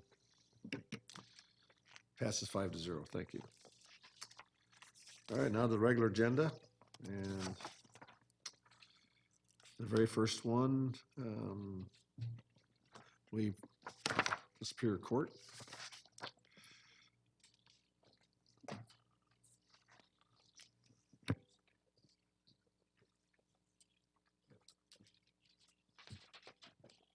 Please, as the board, I'm Laura Murphy. I'm Director of Court Services for Cobb Superior Court.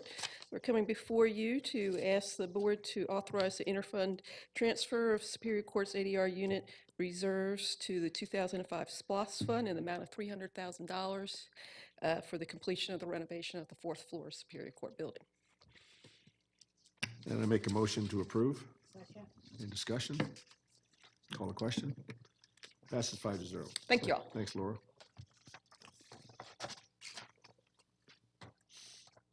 And on to the DOT tab for the regular agenda.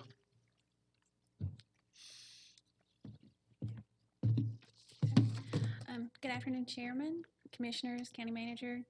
We have 8 items this afternoon to present to you guys. Our first item is a request that the Board of Commissioners approve a contract with Baldwin Paving Company Incorporated for safety and operational improvements on Beach Road, West Side Drive. Beach Road, West Side Drive is an approved project in the roadway improvements component of the 2016 SPLOST Transportation Improvement Program. The low bid of $2,112,626.72 from Baldwin Paving Company, Inc. was reviewed and found to be reasonable and responsive. Bid tabulation consisted of $2,011,253.53 in roadway cost and $101,373.19 in water system cost. And we request that the Board of Commissioners approve a contract with Baldwin Paving Company, Inc. in the amount not to exceed $2,112,626.72 for safety and operational improvements on Beach Road, West Side Drive. Commissioner Rutherford. Yes, motion to approve as presented. Second. Have a second? Any discussion? Call a question. Passes 5-0. Okay, thank you, sir. Our second item is we request that the Board of Commissioners approve a contract with Glosson Enterprises LLC for safety and operational improvements on Old 41 Highway Main Street. Old 41 Highway Main Street is an approved roadway safety and operational improvements project in the 2016 SPLOST Transportation Improvement Program, and it's also a joint project with the City of Ackworth. The low bid of $3,599,888.70 from Glosson Enterprises LLC was reviewed and found to be reasonable and responsive. Bid tabulation consisted of $2,890,783.70 in roadway cost and $709,105 in water system cost. The completion date for this project is July 20th, 2019. And we request that the Board of Commissioners approve a contract with Glosson Enterprises LLC in an amount not to exceed $3,599,888.70 for safety and operational improvements on Old 41 Highway, Main Street. Commissioner Weatherford. Thank you. Before I make the motion, I'd like to request that DOT and and myself get together on some of the minor things on this particular project as far as sidewalk location stuff. I've had some Yes, sir. questions about those. I just want to make sure that we get those answered before we start laying the sidewalk. and everything. Okay. Motion to approve as presented. Second. We have a second. Any discussion? Call the question. Passes 5-0. Okay, thank you. Our third item, we request that the Board of Commissioners approve a supplemental agreement number 2 to the consultant services agreement with Gresham Smith and Partners for additional engineering design services of roadway safety and operational improvements on Lower Roswell Road. Lower Roswell Road is an approved roadway safety and operational improvement project in the 2011 SPLOST Transportation Improvement Program. Supplemental agreement number 2 to the CSA with Gresham Smith and Partners is requested to revise the original concept preliminary design. The department has negotiated a project scope and fee with Gresham Smith and Partners in an amount not to exceed $160,145.32 for the additional engineering design services for Lower Roswell Road. We request that the Board of Commissioners approve supplemental agreement number 2 to the consultant services agreement with Gresham Smith and Partners in an amount not to exceed $160,145.32 for additional engineering design services for roadway safety and operational improvements on Lower Roswell Road. Commissioner Ott. Motion to approve. Second. Any discussion? Call the question. Passes 5-0. Okay, thank you. Our next item, we request that the Board of Commissioners approve the Department of Transportation's pre-qualified list of engineering and associated specialty firms available to be utilized for the procurement of professional services for the 2018-2019 pre-qualification period. In accordance with the policy for procurement of professional services, a request for qualifications was advertised in the Marietta Daily Journal on January 26th and then on February 2nd, 9th, and 16th. RFQ proposals were received on February the 28th and were reviewed by the department's engineering division. A new pre-qualified list of engineers and associated specialty firms was developed for specific service areas.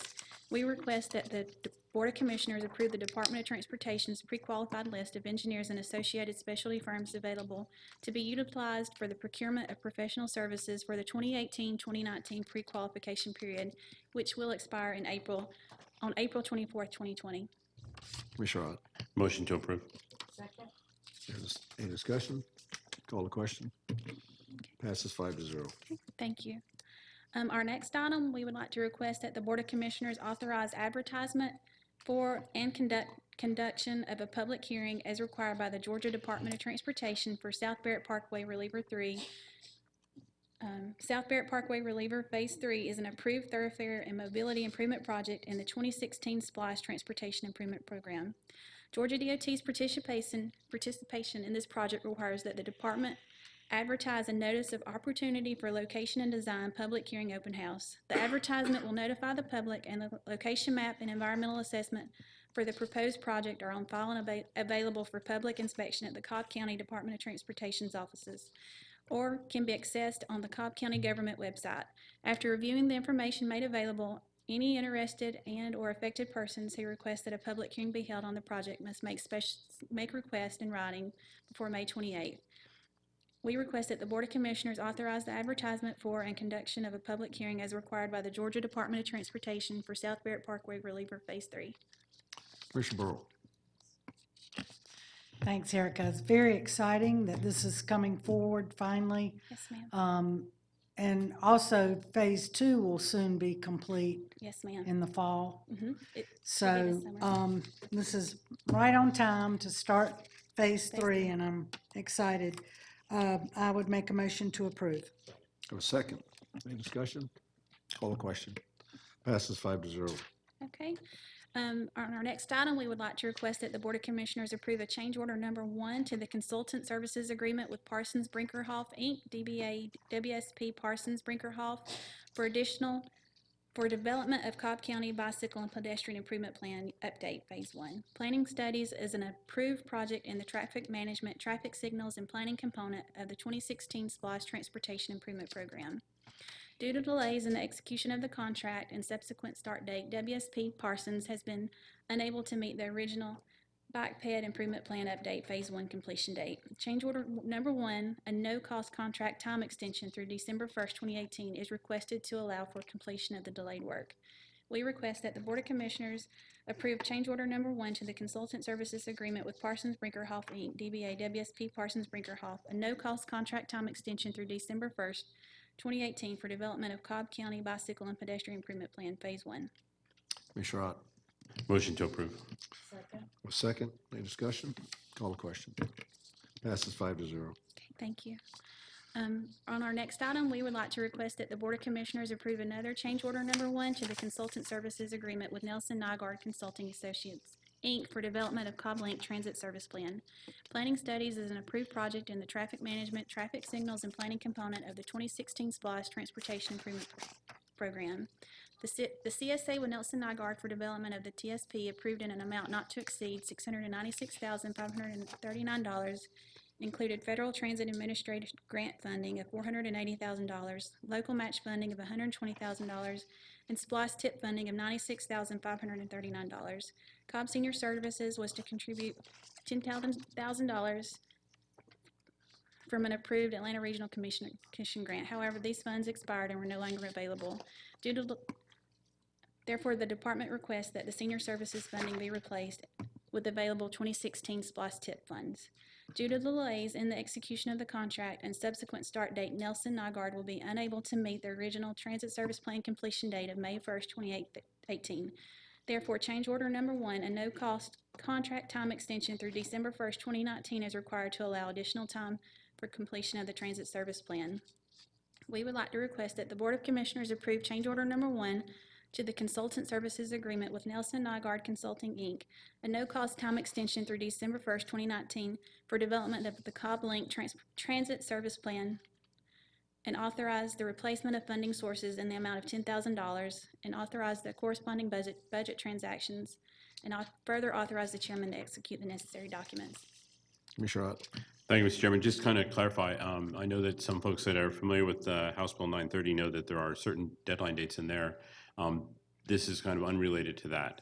This is dealing with the transit study that's currently going on, and it basically just extends the contract with Nelson Nygaard for the transit study, but it does not impact, it doesn't change those deadlines. But it would also doesn't mean that they're going to take that long to complete it, correct? No, the plan is still that more than likely the transit study will be done around December. Of this year? Yes, of this year. Correct. And then the reason we're extending it till December of next year is that during the discussions of the options under House Bill 930, if indeed we need to have some modifications or tweaks to that transit service plan, Nelson Nygaard would have been the ones that did it. And so they would be around up to the July 30th date, which is what's in the House bill. What you said is clear, what is written is not, and I appreciate your clarification. Okay. And there's no additional cost involved, which is That a is good correct. thing. Okay, Make a we have a motion, Commissioner Ott? Yeah, motion to approve. Second. Have a second? Any discussion? Further discussion? Call the question. Passes 5-0. Okay, and then our last item for the night, we request that the Board of Commissioners authorize the sole source procurement of SCATS History Viewer software. At this time, the department operates and maintains 550 traffic signals throughout the county. And this system, known as the Sydney Coordinated Adaptive Control Traffic System, SCATS, has expanded over time and is now used to control over 180 traffic signals within the county of those 550. The department plans to implement a new project to add an additional 30 traffic signals to the SCATS next year. The department recommends procurement of this software from Transcore, the sole source provider of SCATS products, in an amount not to exceed $6,085. There is a one-time license fee for procurement for this software with no additional ongoing maintenance or technical support fees. we request that the Board of Commissioners authorize the sole source procurement of SCAT's history viewer software at a cost not to exceed $6,085 from TransCore and further authorize the corresponding budget transactions. Commissioner Ott? Thank you, Mr. Chairman. Just to kind of clarify this a little bit more, as you know, Sharon Stanley and IS has been working really hard in creating dashboards and access to the reams of data that the county has. And one of the things that I asked them to do since the agenda meeting yesterday was to make sure, which they did, that the information that this history viewer collects will be compatible with our dashboards, and so that this data would be available to the public as the dashboards are created. So motion to approve. Second. Any further discussion? Call the question? Passes 5-0. Thank you. Thanks, Erica. Okay, the next item is public safety. Good evening, Chairman, Board of Commissioners, County Manager. Ask here to approve the purchase of furniture, fitness equipment, security fencing, audio visual equipment, and other renovations at precincts 2 through 5 using 2016 SPLOST program funds. On November 4th, 2014, the voters approved the 2016 SPLOST with public safety projects to include the renovations of police precincts in the amount not to exceed $2.25 million. The renovations projects for 2 through 5 are varied and include new office space, furniture, fitness rooms, new flooring, restroom renovations, security fencing, and other projects. And all of these projects for cost estimates for precincts 2 through 5 will not exceed $1.75 million. Precinct 1 is not on here because it is being done through a separate agenda item through property management coming up next. So instead of bringing each individual item separately, asking permission to bring these as a whole, of course, we'll be following the Cobb County purchasing policies and procedures to make these renovations get done. I do have a list, and I've shared the list of proposed projects with each one of you. So with that, I'm asking the Board of Commissioners to approve the purchase of the furniture, fitness equipment, security fence, and audiovisual equipment in amount not to exceed $1.75 or $1,750,000 with the renovations at police precincts 2 through 5 using the 2016 SPLOST program funds, Program X1040. Authorize the corresponding budget transfer and authorize the chairman to execute the necessary documents. Commissioner Weatherford. Yes, motion to approve is presented. Thank you. Thank you, sir. Second. I just one small question. Yes, sir. Sorry. No problem.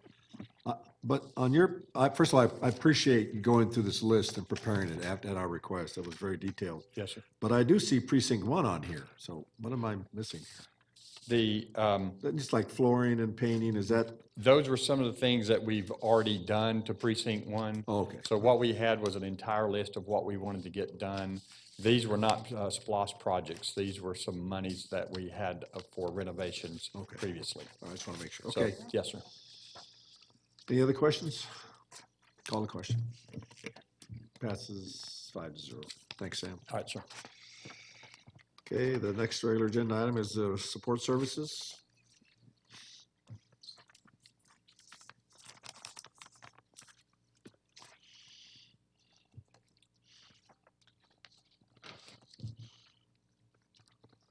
Good evening, Mr. Chairman, Commissioners, Mr. County Manager. You can join me up here, Robert. I'm bringing one item tonight. It's a joint item between the Sheriff's Office and Information Services. I've asked Robert quickly to join me up here in case you have questions on the system itself. The Sheriff's Office Offender Management System is used for tracking and accounting for inmates, their property, medical care, custody movements, and many other components. The current system was installed in 2010, has reached manufacturer's end of life, and requires a hardware and software refresh. The hardware and software are eligible to purchase from a GTA contract with Bias Corporation. The cost to purchase the hardware and software is $542,221.13. Technology Improvements is an eligible project program under the 2016 SPLOST.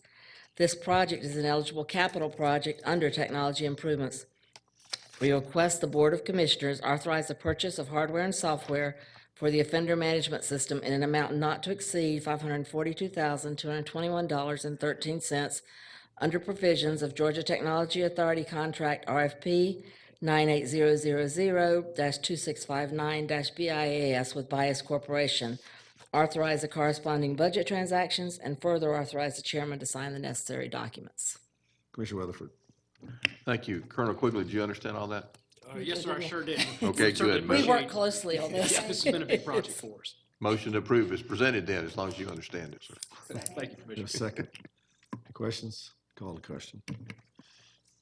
Passes 5-0. Thank you. Good job, Bob.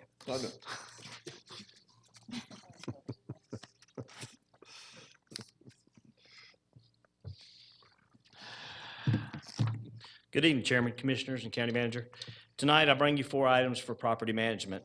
I asked that the BOC approve a contract with Crothers, Wallace and Courtney Incorporated in an amount not to exceed $148,000 for furniture for the senior judges and staff office space on the 4th floor of the Superior Court building.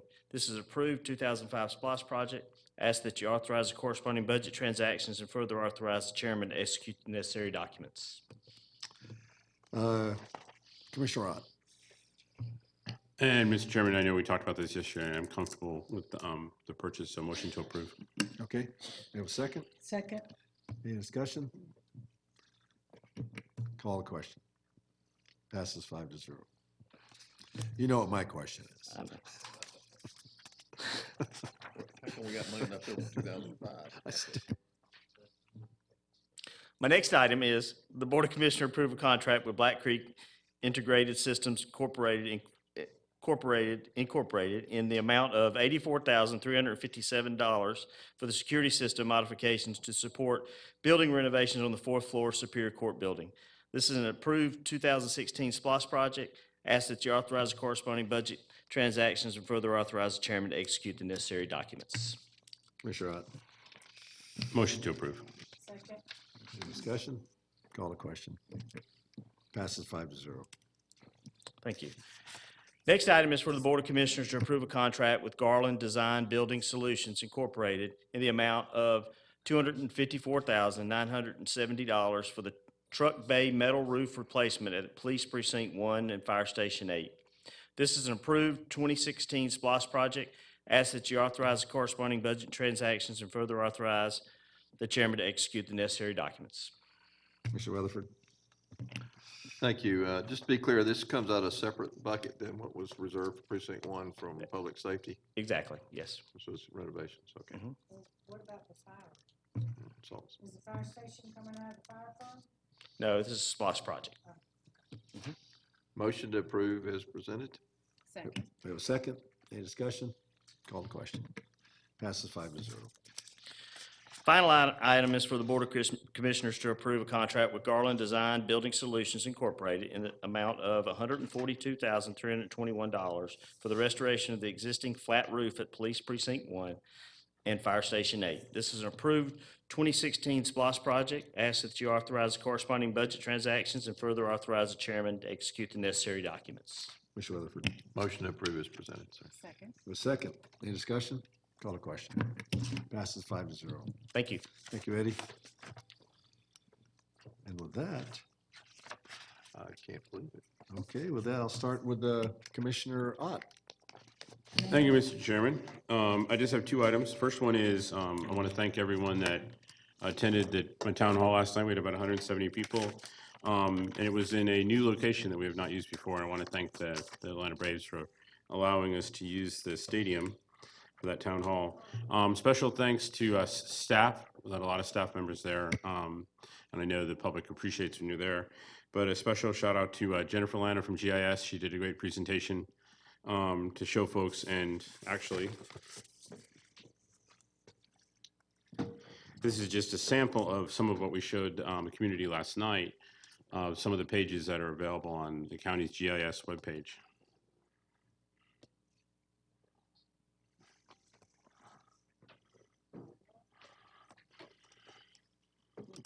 And just to give you an idea of the type of work she does, those sheets were given to folks last night, and with the QR codes, they could actually put their phone up there and go to those sites from this sheet of paper.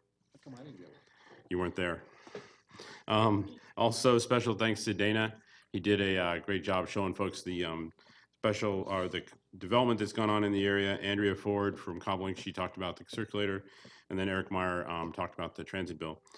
And the last thing I have is, I think this just is another example of the great staff that we have here. Cobb County was recently selected to present at the ESRI International User Conference in July. Every year, ESRI, who is actually, they're kind of like the king of GIS. They assemble the largest gathering of GIS professionals in the world at the International User Conference. This year's conference on July 9th begins with a plenary session for over 18,000 attendees that come from more than 123 countries around the world. The theme of the conference this year will be Inspire What's Next. Cobb County IS and DOT have been selected to present at this year's plenary session, joining an elite group of previous plenary session presenters that have included Disney, UPS, the City of Dubai, India, and Los Angeles County. It's an opportunity and a chance to highlight the great work that Cobb has accomplished with our GIS. Although the topics and maps are still being worked on, some of the things that are going to be highlighted include the role GIS has played in our public safety department, Cobb DOT traffic management, and the building of SunTrust Park and the Battery. So congratulations to Sharon and all your staff in GIS. That's all I have. Thank you. I'm going to be long-winded tonight. Set the timer. Okay. I would first like to say thank you to Nicholson Elementary. This morning, I had the pleasure of serving as a Shark Tank judge for the Target students. Did you buy something? Yeah, I did invest, but they didn't all have their prices yet. This was kind of a think tank. It was really impressive. These kids are brilliant. But they spent time researching and building their own inventions. This morning, they presented the pitches to me, Miss Chris Person, and Mr. Rich Langosh, the three of us. You can see there on the left, the judges. The fourth grade winner is in the middle picture. His name is Stephen, and his project was a water bottle and how to get kids to drink more water to be hydrated. The fifth grade winner was Avery, and she had a great invention of, her parents have different schedules, and her father gets up very, very early to go to work. So he, in order not to turn on the lights and wake up her mother, she invented lights that are censored to come on when you open a drawer so that he can see his clothes and colors match in the morning, very early morning. So they were all great. So thank you to Miss Michelle Myers for allowing me to participate in such a fun event, and congratulations to the winners you see here. Also, a big congratulations to Kell Robotics. Kell Robotics took home top honors last weekend in the first robotics competition, which is a 4-day championship in Houston, featuring more than 15,000 students from across the globe. The 17-member team is made up of students from Kell, Kennesaw Mountain, North Cobb, and Harrison High Schools in Cobb County, and Etowah High School in Cherokee. The Chairman's Award is the biggest award in FIRST Robotics. The teams have 6 weeks to build game-playing robots that perform specific tasks. The robots are often large and weigh as much as 120 pounds. Ed Barker, who heads the Kell Robotics, has worked tirelessly to launch robotics competitions across Georgia and encouraged the state to develop initiatives to provide teaching resources in robotics and engineering. So with the award and their work, Kell Robotics is now in the FIRST Robotics Hall of Fame. And I had the pleasure of visiting and seeing their demonstrations last year, and I know the chairman visited earlier this year, and very phenomenal what they do. So they took home the awards this weekend. Okay, this Saturday morning, the Skip Wells Foundation is holding a 5K to provide scholarships for students for college and technical school. The 5K will be held at 8 a.m. at KSU Saturday morning. For more information or to register, go to tortoiseandthehareracing.com. Also this Saturday morning at Precinct 1, 2380 Cobb Parkway, Keep Cobb Beautiful is hosting Medication Disposal Day from 10 a.m. to 2 p.m. And next Monday, April 30th, last day of the month, you can come right here in this room and learn how to do business with Cobb. It's from 5 to 7. It is free, but you do need to register with inger.eberhard@cobbcounty.org. Next Tuesday is a Canton Road Corridor Open House. We have on the SPLOST, 2016 SPLOST, improvements on Canton Road, and we will be rolling out the design and getting feedback from the public next Tuesday evening from 5 to 7. And this will be held at Blackwell Elementary, 3470 Canton Road. So please come by and give us your input and come see what is in store on Canton Road. Thank you. That's all I have today. Thank you, Commissioner. Commissioner Weatherford. Thank you. I've got a few announcements and a couple of recognitions. The first is Zaxby's is having a Touch a Truck event this weekend from 11 to 4 at the Dallas Highway location out in Avenues. Sheriff, K-9 units, ambulance, garbage truck, and much more will be on site for the kids to explore. So that's this Saturday in West Cobb from 11 to 4 o'clock. And I have a couple of recognitions.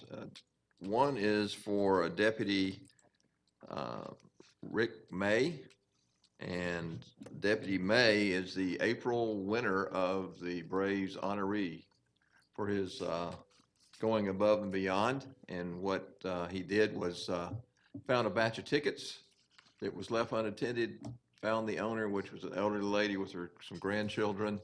They were in tears. He was able to get the tickets back. And later on, while he was on the field, he was near her seats, and he had caught a ball, and he ended up giving that to the grandchild that was in tears earlier that day. So for that, he was honored by the Braves as the honoree and public safety of the month for April. So that's great. And then we have a Cobb firefighter that we recognize, and this is firefighter Rusty Brown. You might remember last fall, he was involved in a high water rescue of two children that had fallen off a cliff down at High Falls Park, and that's about 50 miles south of Atlanta.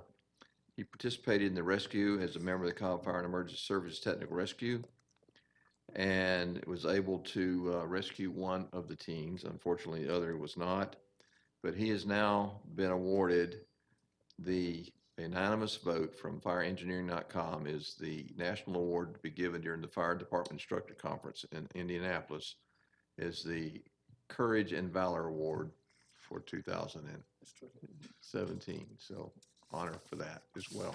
So we have a great public safety staff that go above and beyond, and most of the time they don't get noticed or recognized about it, yet they are always there doing what we need them to do. And then finally, I will have a meet and greet next week, May 2nd, from 5 to 8 p.m. That'd be at Parkside West Cobb. We will have various displays set up from DOT, public safety, and more in parks. It's an informal drop-in, a time to meet your commissioner and staff, and we'll be there for about 3 hours. And so feel free to stop by, talk about any issues you have, and look at all the projects going on in West Cobb. So that's what I have, sir. Thank you, Commissioner Weatherford. Commissioner Cupid. Yes. Thank you, Chairman. On April 15th, I had opportunity to go to the Cobb Civic Center for part of the semi-annual book sale that we operate twice a year. and I walked away with my box full of books for $20, and I'm a happy woman. I don't know how about my husband, who sees us having an increasing library, but just know I'm the better for it because I'm actually reading, and that's a great thing. So just a plug for our Cobb County Libraries for this wonderful event that we have throughout the year, and a special thanks to our chairman for volunteering that day and showing his brawn. Yes, you got rave reviews. Yeah. We have a upcoming State of the District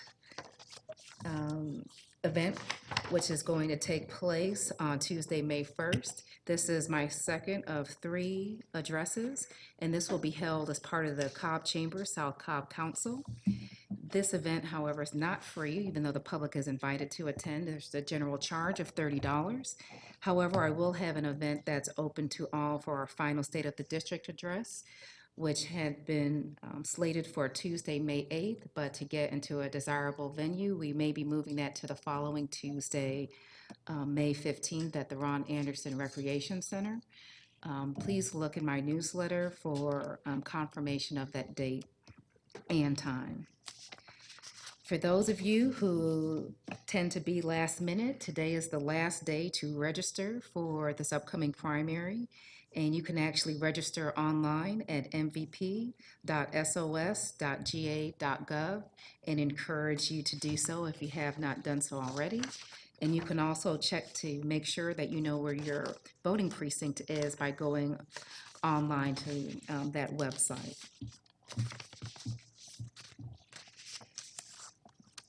Right now, Construction Ready is recruiting for persons to participate in their job readiness program, particularly for those persons interested in the construction industry.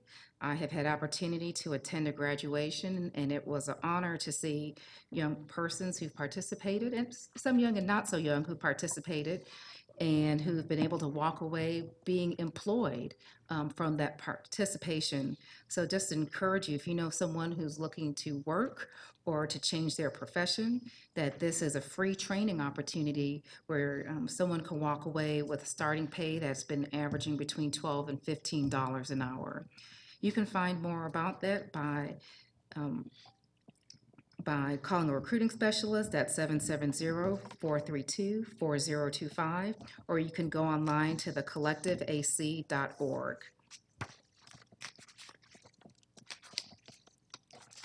The Powder Springs Community Task Force is holding a book drive, and you can drop off books at the Ron Anderson Recreation Center, and that will be coming to a close on April 30th. So if you have any extra books that you would like to give away, you can feel free to donate them at that site. I do have a bunch, but I love my books. They're hard to part with.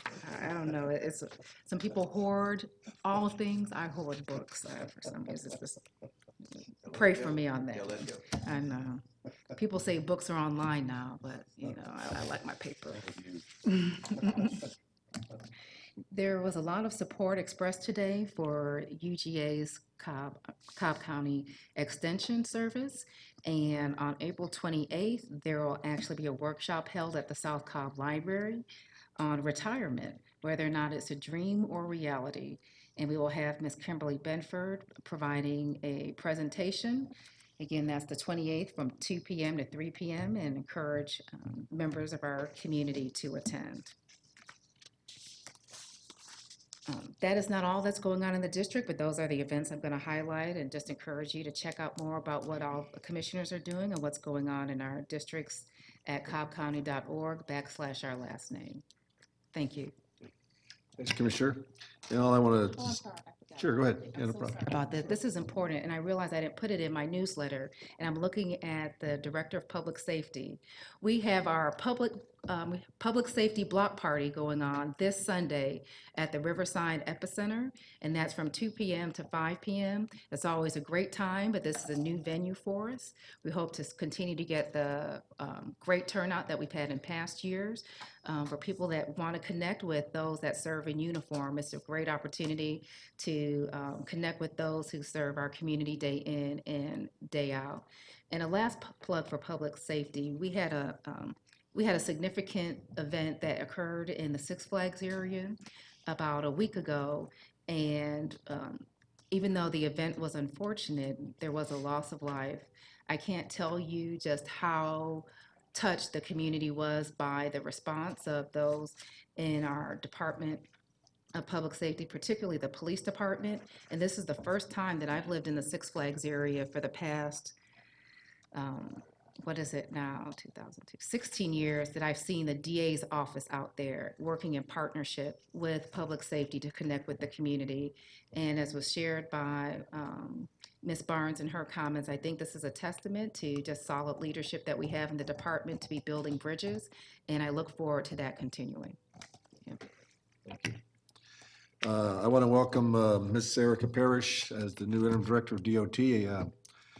I was down there today talking to a significant number of her staff. It was really great talking to these incredible young men and women, some of them not so young, like me, but all they do for the staff and for this county, and they're the ones that make us look good up here. So Erica, you got your hands full, but I know you got a great staff behind you. So with that, we're adjourned.